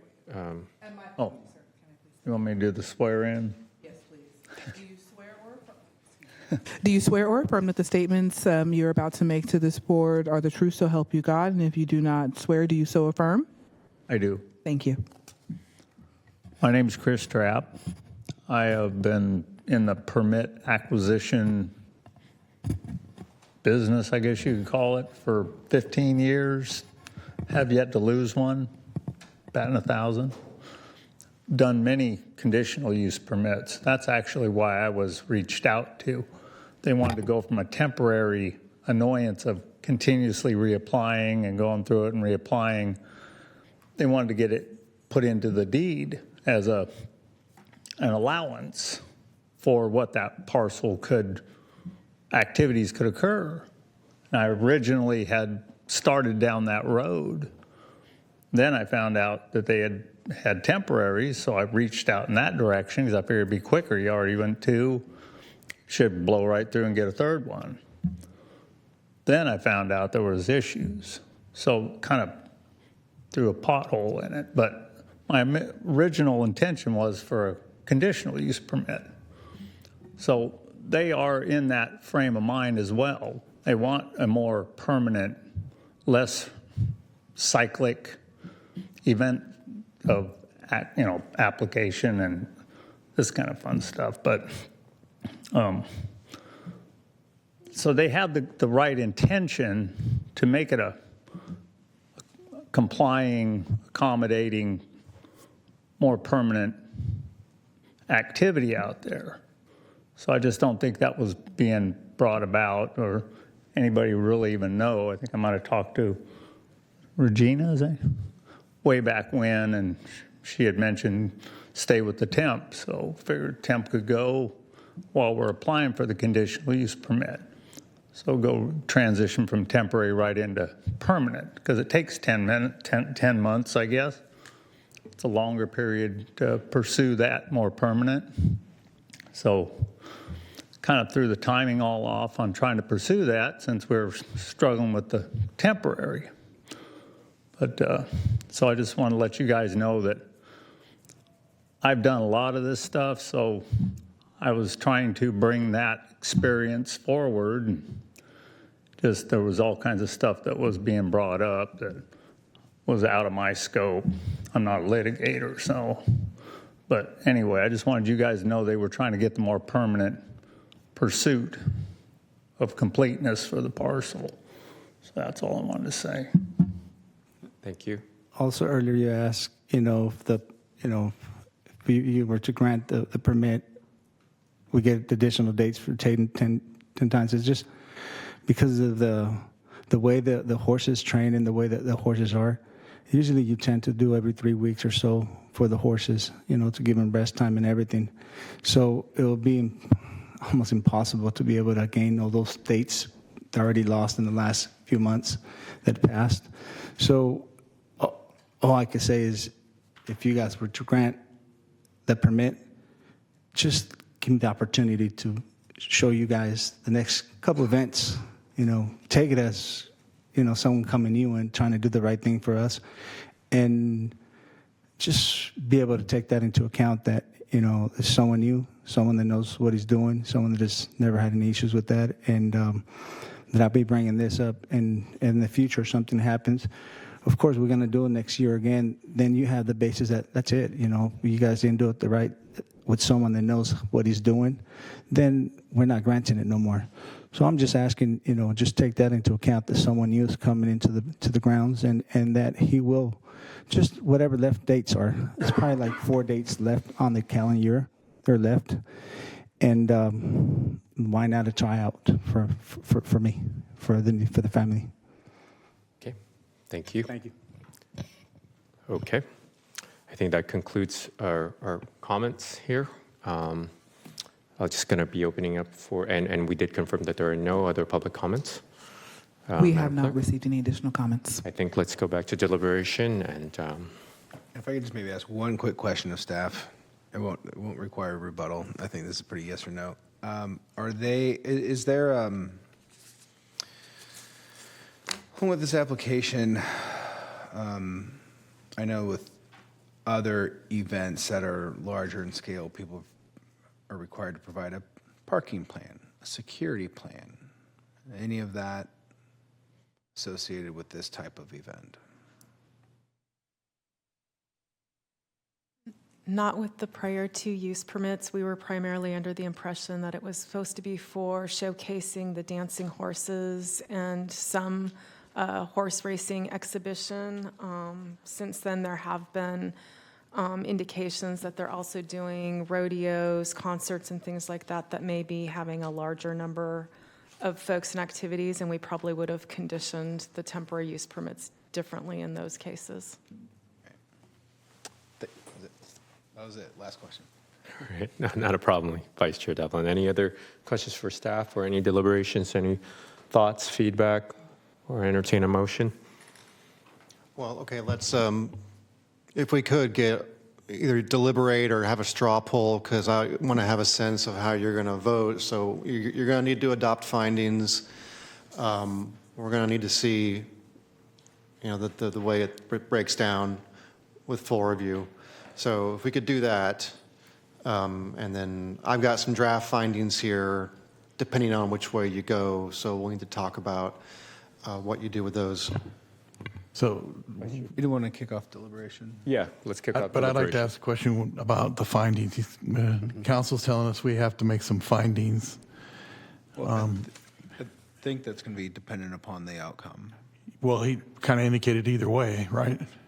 Right. For any decision that you make, you have to adopt written findings explaining why you made the decision. So if you grant the appeal and allow them on other, whatever it is, 6 or 10 dates to have these events, then you got to have findings to say why. And if you're going to deny the appeal and not allow them to have any more dates this calendar year, you have to adopt written findings to explain why.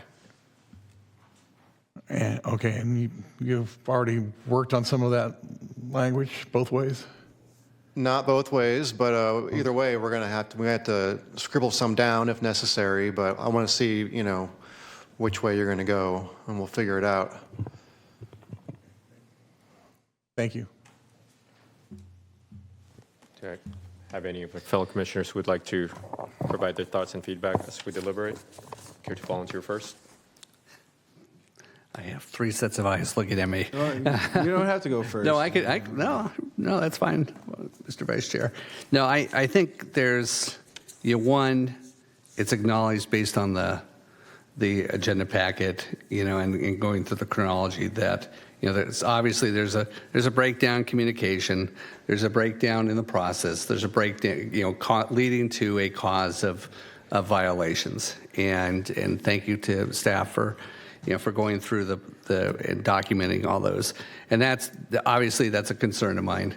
But also a second concern of mine is the communication and understanding the process of what's involved. So that kind of led into my scribbling of my four workflow processes that we talked about earlier. And really, one, it might give an opportunity for the applicant to be fully educated on this, so that in the event we say no, and we deny the appeal, but there's a mechanism here. It's not shutting the door. And that's what I'm trying to look at is not shutting the door, but allow a showing of good faith, whether it's long-term, I'm talking a year, at most, or if if the body contends, yes, we should put it on a temporary use basis, but only have it for X number of events and not maybe the full maximum, and make that conditioned on that.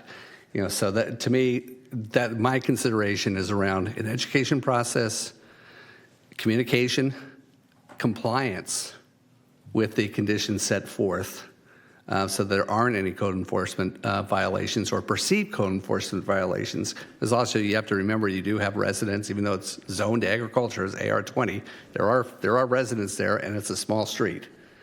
So those things all have to be factored into this. I like this business to continue, but I also want to make sure that the community is considered, and then secondly that there aren't any violations moving forward. So that's how I start. I guess for me, I'm torn. I mean, I think I share a lot of the same concerns. If the applicant didn't understand it, I mean, that's certainly, I don't want language barriers to come in front of what sounds like, a really interesting and potentially fun activity. However, it's clearly becoming problematic with the community and the neighborhood and the neighbors. maybe the long-term solution to this is a conditional use permit. However, if that item was before me right now, I'd probably have some real difficulty granting kind of what would amount to like a blank check of like potential events. This seems to me like this is a good area for, kind of walk before you run. If this CUP was in front of us, I'd love to see 2-3 years of a history of performance on a temporary use permit that was not problematic and didn't have code violations, but that is not where we are at. The other thing I'm struggling with is, while there are certainly language barriers,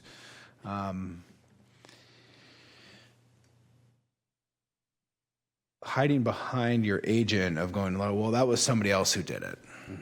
I struggle with that, because that really gives us no one to hold accountable for what has, I think, kind of clearly become some problematic behaviors within the community. And so, just saying, well, that was somebody else.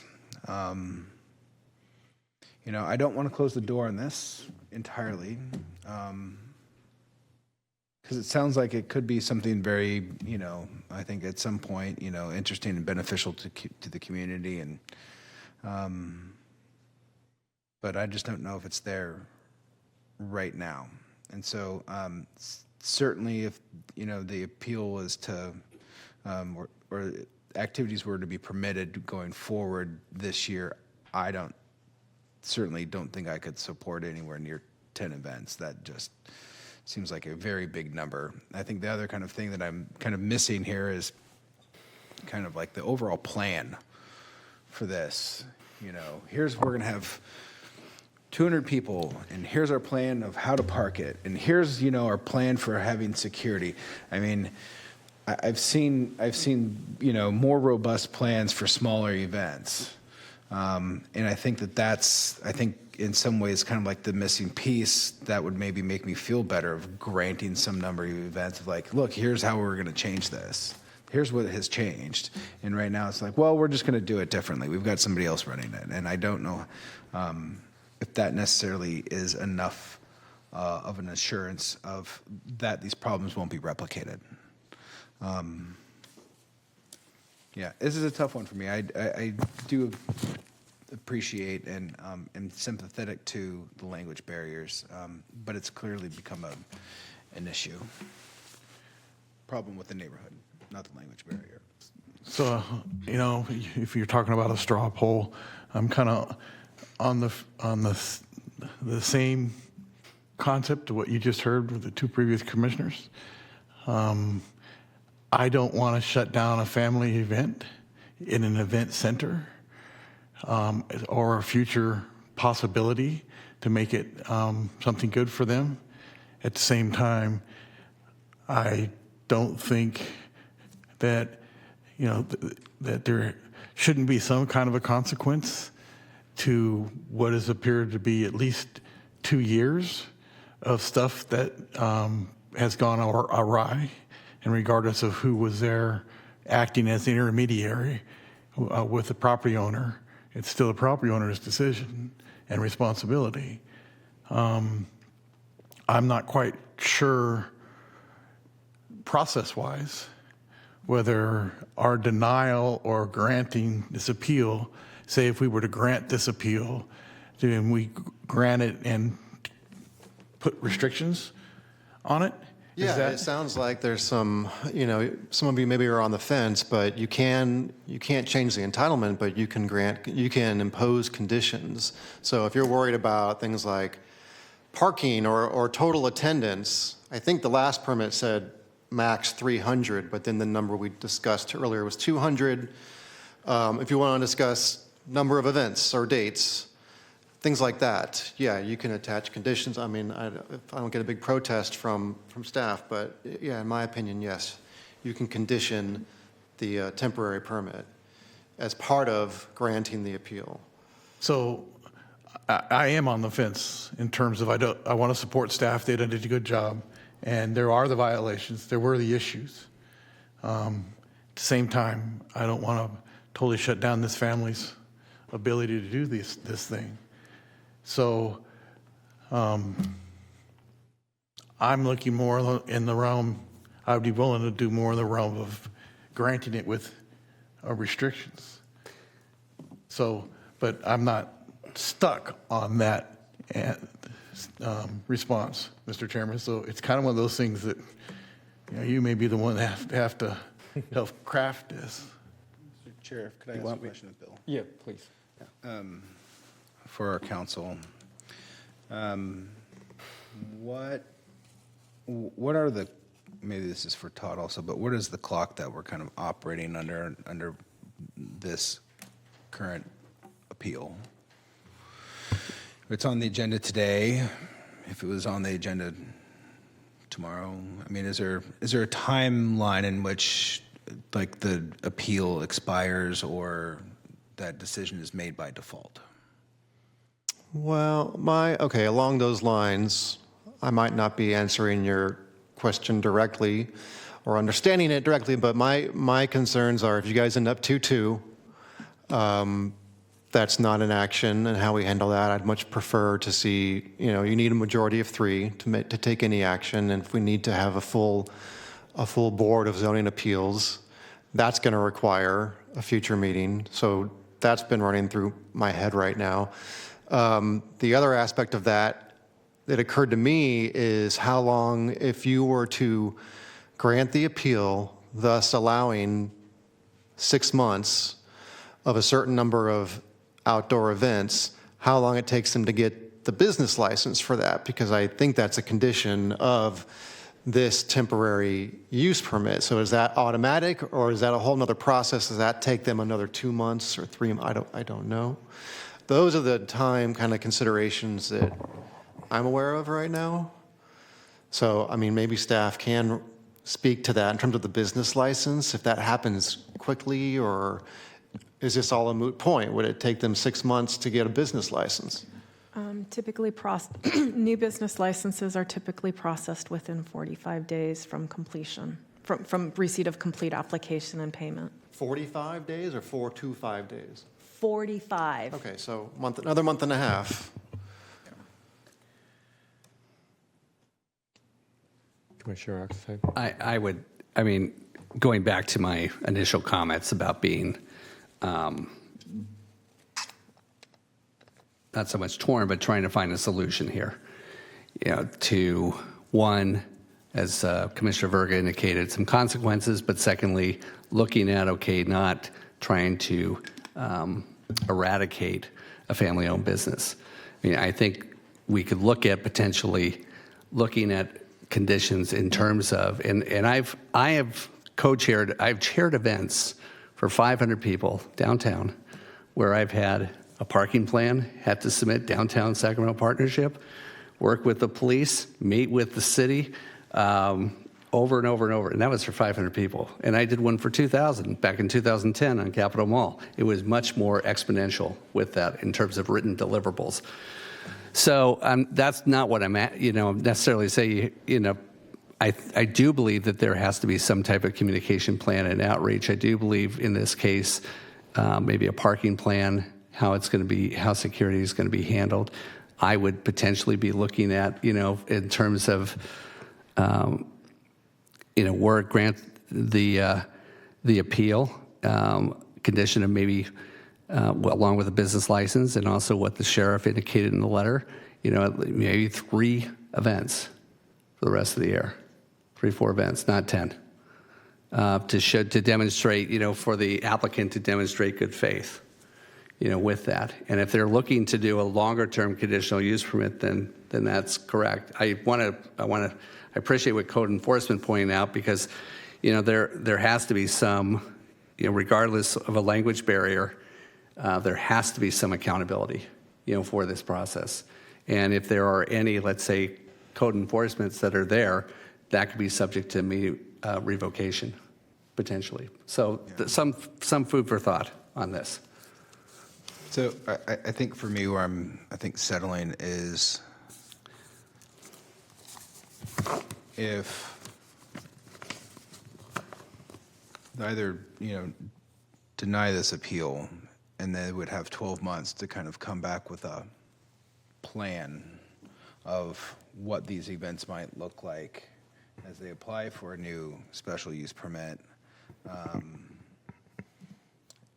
The other, I guess, kind of question in my head, where I was going with my prior question of, so if this item was continued for 6 months and they were to return with a plan, that was why I was asking if, is a decision made by default if, Well, if we're talking about 6 months, the application that was denied was an application for events during 2026.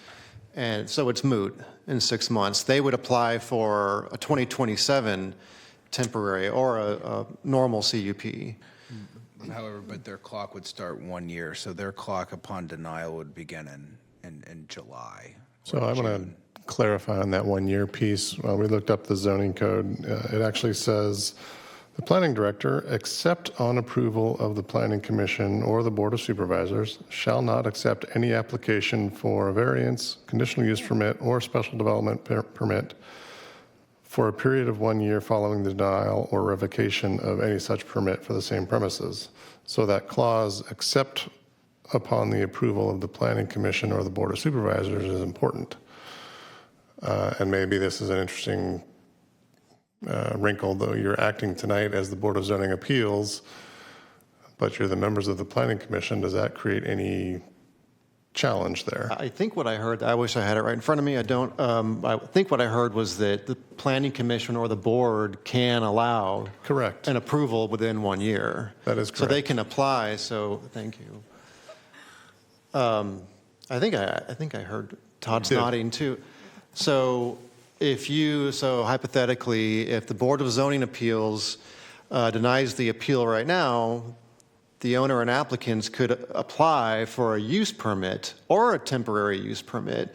Well, no, because the temporary wouldn't go to the Planning Commission or the board. A CUP Correct. that runs with the land would go to the board, it sounds like, with a recommendation from Planning Commission.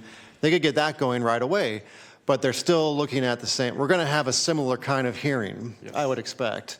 The same issues, the non-compliance, their defenses, that kind of stuff. That would all be reheard.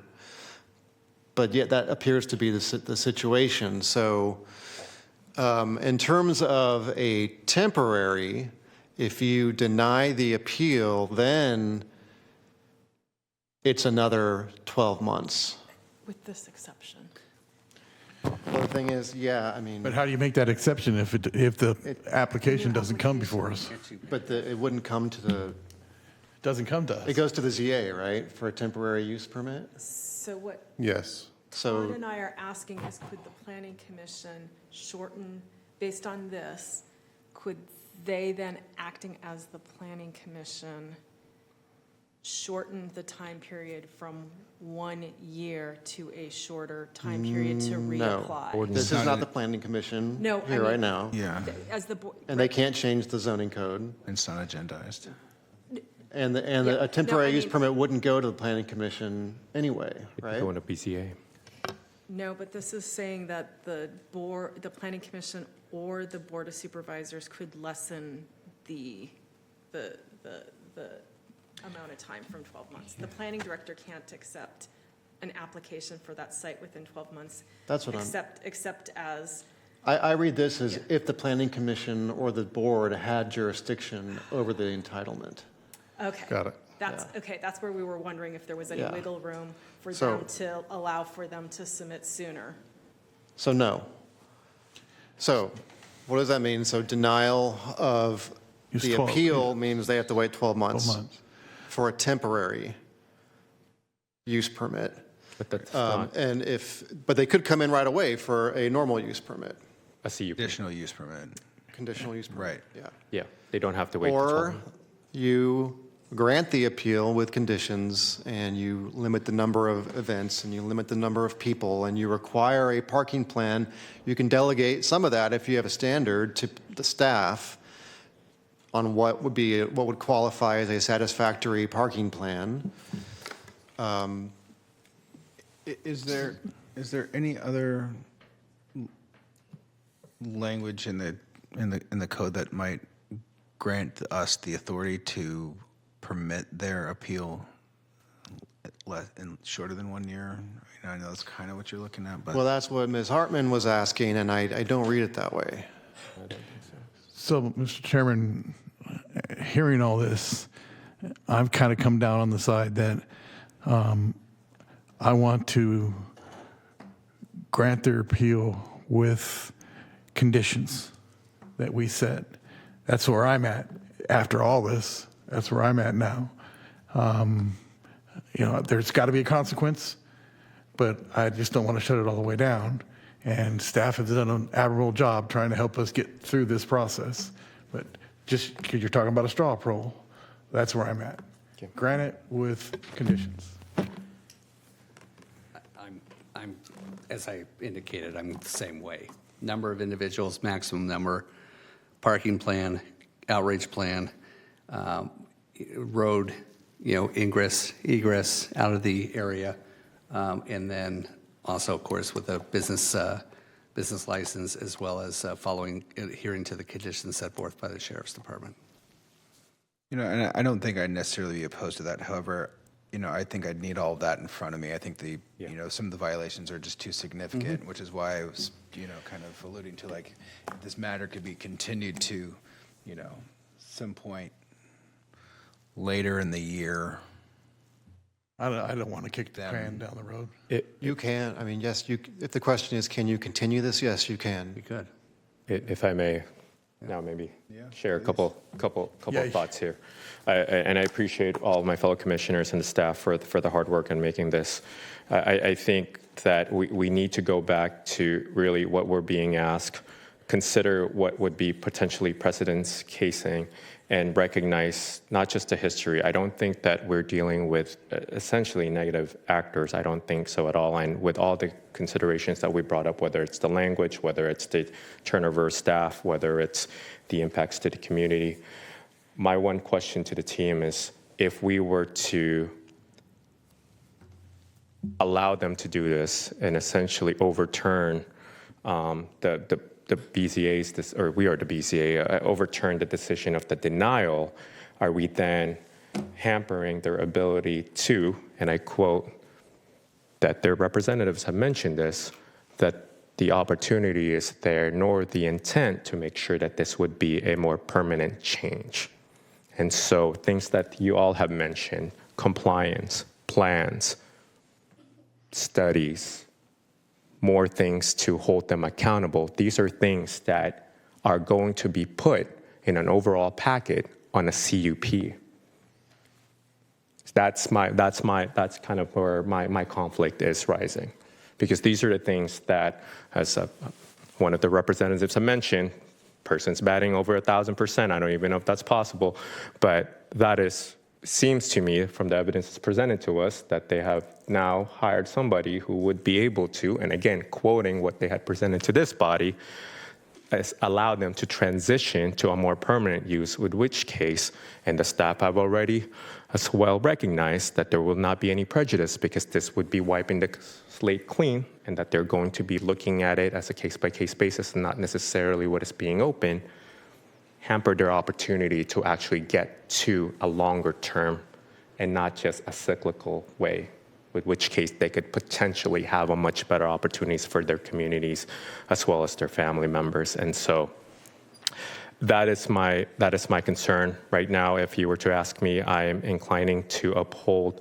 the denial with the notion that this would help them transition over to the CUP, and we've essentially provided, as the same body a few months from now, who would be looking at the CUP and looking at the evidence that's being presented by staff, that this is not just a good faith effort of them being good characters, addressing the compliance issues, but they would also be providing the information that we then would be expecting as part of that CUP. I think that they have every ample opportunity to be able to be good actors, and I do believe that they're going to be compliant. However, like I said, I'm not a big believer that we're disregarding the ignorance of the law, because they've had every opportunity. This is their third year of having to do this, right?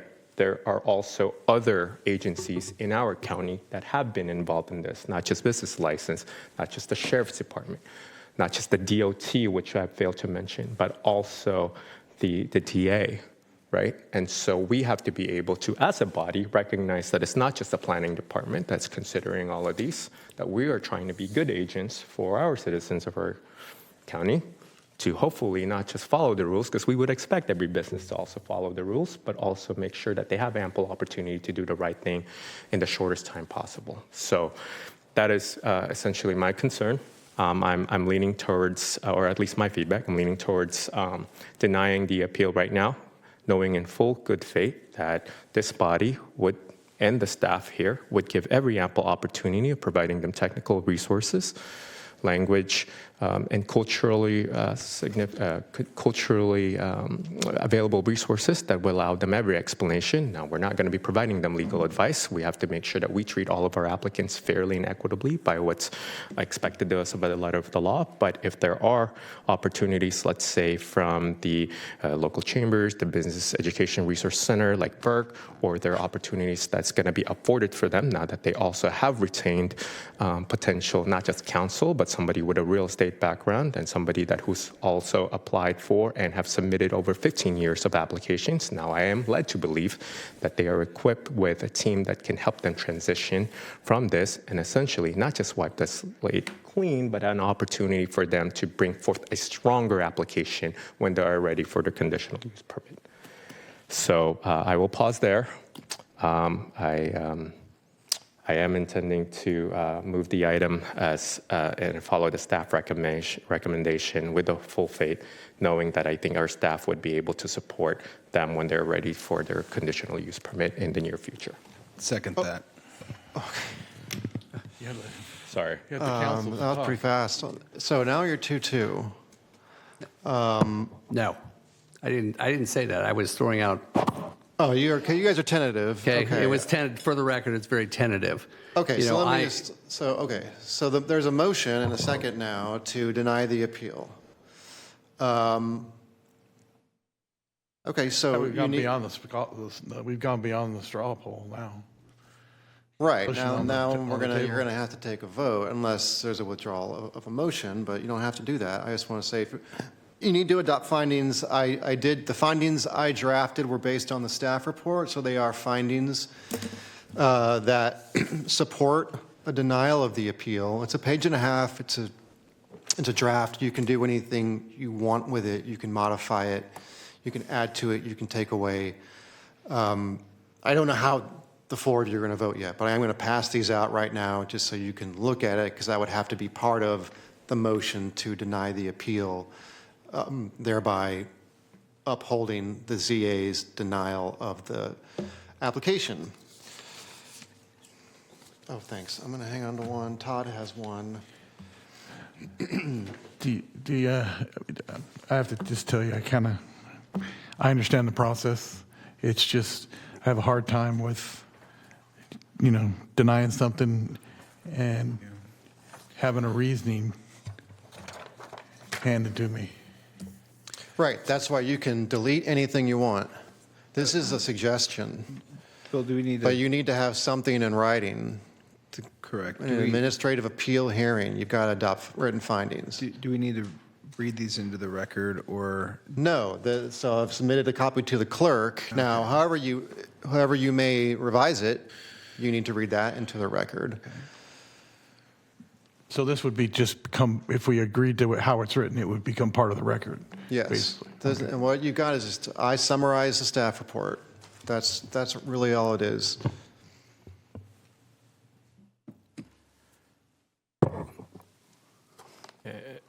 Just a question to the staff. Again, if we were to adopt these findings, my understanding in this, again, will be part and not just the only conclusive evidence with which you guys are going to be looking at should they resubmit or submit a CUP in the future. It would just be a fabric of many things that you would consider, including but not limited to potentially no other violations in the future, willingness to follow with all the rules and procedures, and willingness to provide with all of the other documentations that a regular CUP would require to do. Well, Commissioner Borja, I do want to comment on some of the terminology. You said wipe the slate clean a couple of times. I don't think that's necessarily true here. I mean, a vote by this board to deny the appeal, that's the main action that, you know, whoever's going to see an application for a use permit later, they're going to say, well, the Board of Zoning Appeals denied this appeal for their temporary use permit. So take that however you want, but that's going to be part of the record. Okay. And just so you know, just to be completely open and standing, I've been in their situation, and a denial is hard to overcome when you're going forward for something else. Not that you can't overcome it, it's just hard to overcome. And the more detailed the denial, the more difficult the hill is. Not that I don't agree with maybe that's what we're going to do. Don't get me wrong. I'm just saying, you know, you keep talking about they'll have an opportunity. Yes, they will, but they'll be at the base of the mountain, and it will look like Mount Everest to them to get through the process. Just so you know, regardless of the gentleman who says he's done it before, it's a arduous thing for the applicant who has limited knowledge of government to do. It just is. So I just wanted to make sure I was out front with that. Okay. Right, but am I right to understand, though, my understanding is that just having a finding like this does not automatically mean that their CUP would be denied, right? That is correct. So I have had some experience where acting as the zoning administrator, I have denied applications. Time has passed. The person has reapplied. In the history of that site, it will list any prior activities, good, bad, or otherwise. That does not necessarily prejudice staff on their recommendation. The hearing body has the discretion to take that information in its entirety in making the decision. But I would say staff has had experiences before where we know there's a past history, but we still will look at the findings and what has occurred since then in making our recommendation. I think in terms of just reading through this, the one sentence that I'm a little, the evidence is sufficient, I mean, just the last sentence. That's the one where if somebody 6 months from now is reading this and has no visibility into this, which everyone, assuming that said folks are here, which they will be, but that's concerning to me. Grant another temporary CUP, because we're just, the scope of this motion back to council is we are either, you know, up or down on granting the appeal. Right, and that could be modified by deleting the whole sentence or changing it to the evidence is sufficient to not grant this application for a temporary CUP, you know, however you want to do it. Could we, sorry, I'm just thinking out loud here, absent the submittal and acceptance of an approved plan that clearly addresses past concerns as identified during the prior hearings. What I'm hoping that any application for a temporary event that comes back at any time or a conditional use permit, whether it be the CUP or another temporary in 12 months from now, is going to include a much more detailed plan of how we're going to park this. What is our plan for security, right? Like, how are we not going to be a nuisance? Any request, in my opinion, moving forward should include a plan to not be a nuisance. Well, you're not taking just a action request on that future application. Yeah. You could include language to the effect that your action is not intended to be prejudicial to a future application, whether it be temporary or for a permanent CUP. I like that language. I think that from my standpoint, that's what I want to make sure that that's addressed. That this is hopefully a short-term, the decision is short-term, but it could be longer-term for, in 2027 and beyond. I'd like to strike the last sentence and include the the sentence that Council Burke had just, I'm Wait, sorry, wait. eloquently put together. I apologize. We should make sure it's read out and it's clear. So you're talking about eliminating the last sentence of the last paragraph in the second page. Yes, Yes, sir. that's correct. Based on item number 4, and then insert the non-prejudicial language. And we're asking council to write language that says it's not prejudicial to the another. Yes, sir. Correct. I think he just, That's what I'm doing. Yes, yes.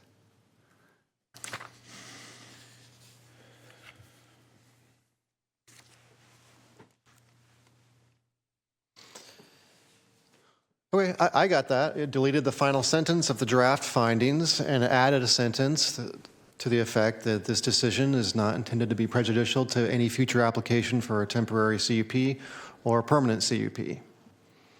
understood.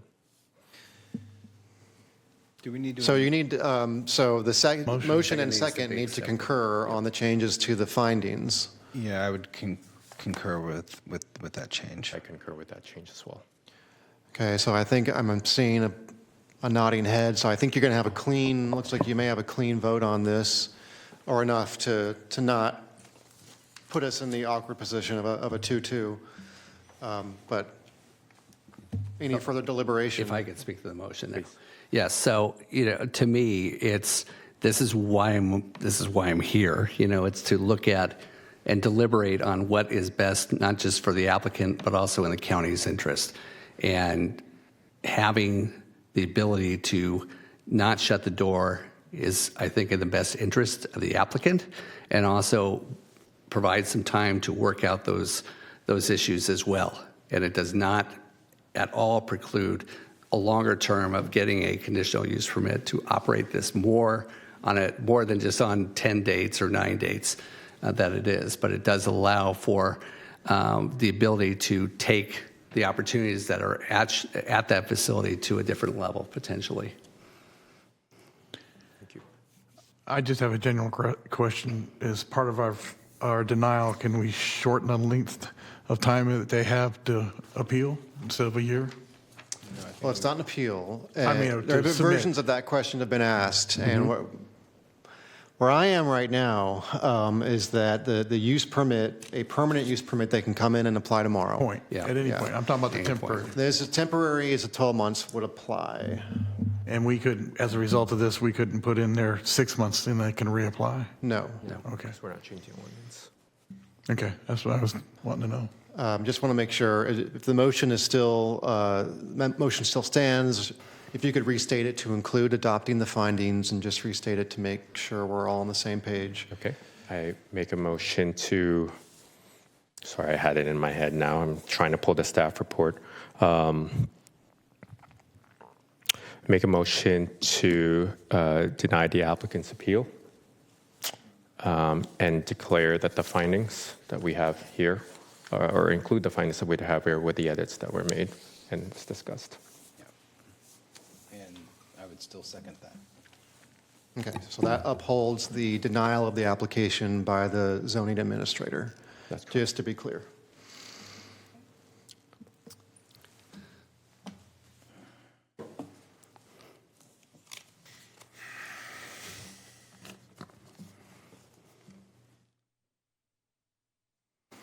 And that item passes with the deny to uphold the zoning administrator's denial of this appeal. Thank you. I think that concludes our first item, and I do believe that we were able to complete the planning director's report. Madam Clerk, can you please read item number 3? And item number 3 is miscellaneous scheduling items. The only thing that I have that will be upcoming is SB 707 will take effect at our July 13th meeting, which will allow us, or we will be accepting public speakers via Zoom. And I will have more information and give more direction on what that will look like for us. Understood. Thank you very much. Can we move on to item number 4, please? And item number 4 is public comments, and we have not received any additional public comments. Okay, thank you. Any other comments or feedback from the rest of the commissioners? Hearing none, I'm calling the close of the meeting at 7:45 p.m. Thank you. Have a good evening and happy belated Father's Day. Thank you.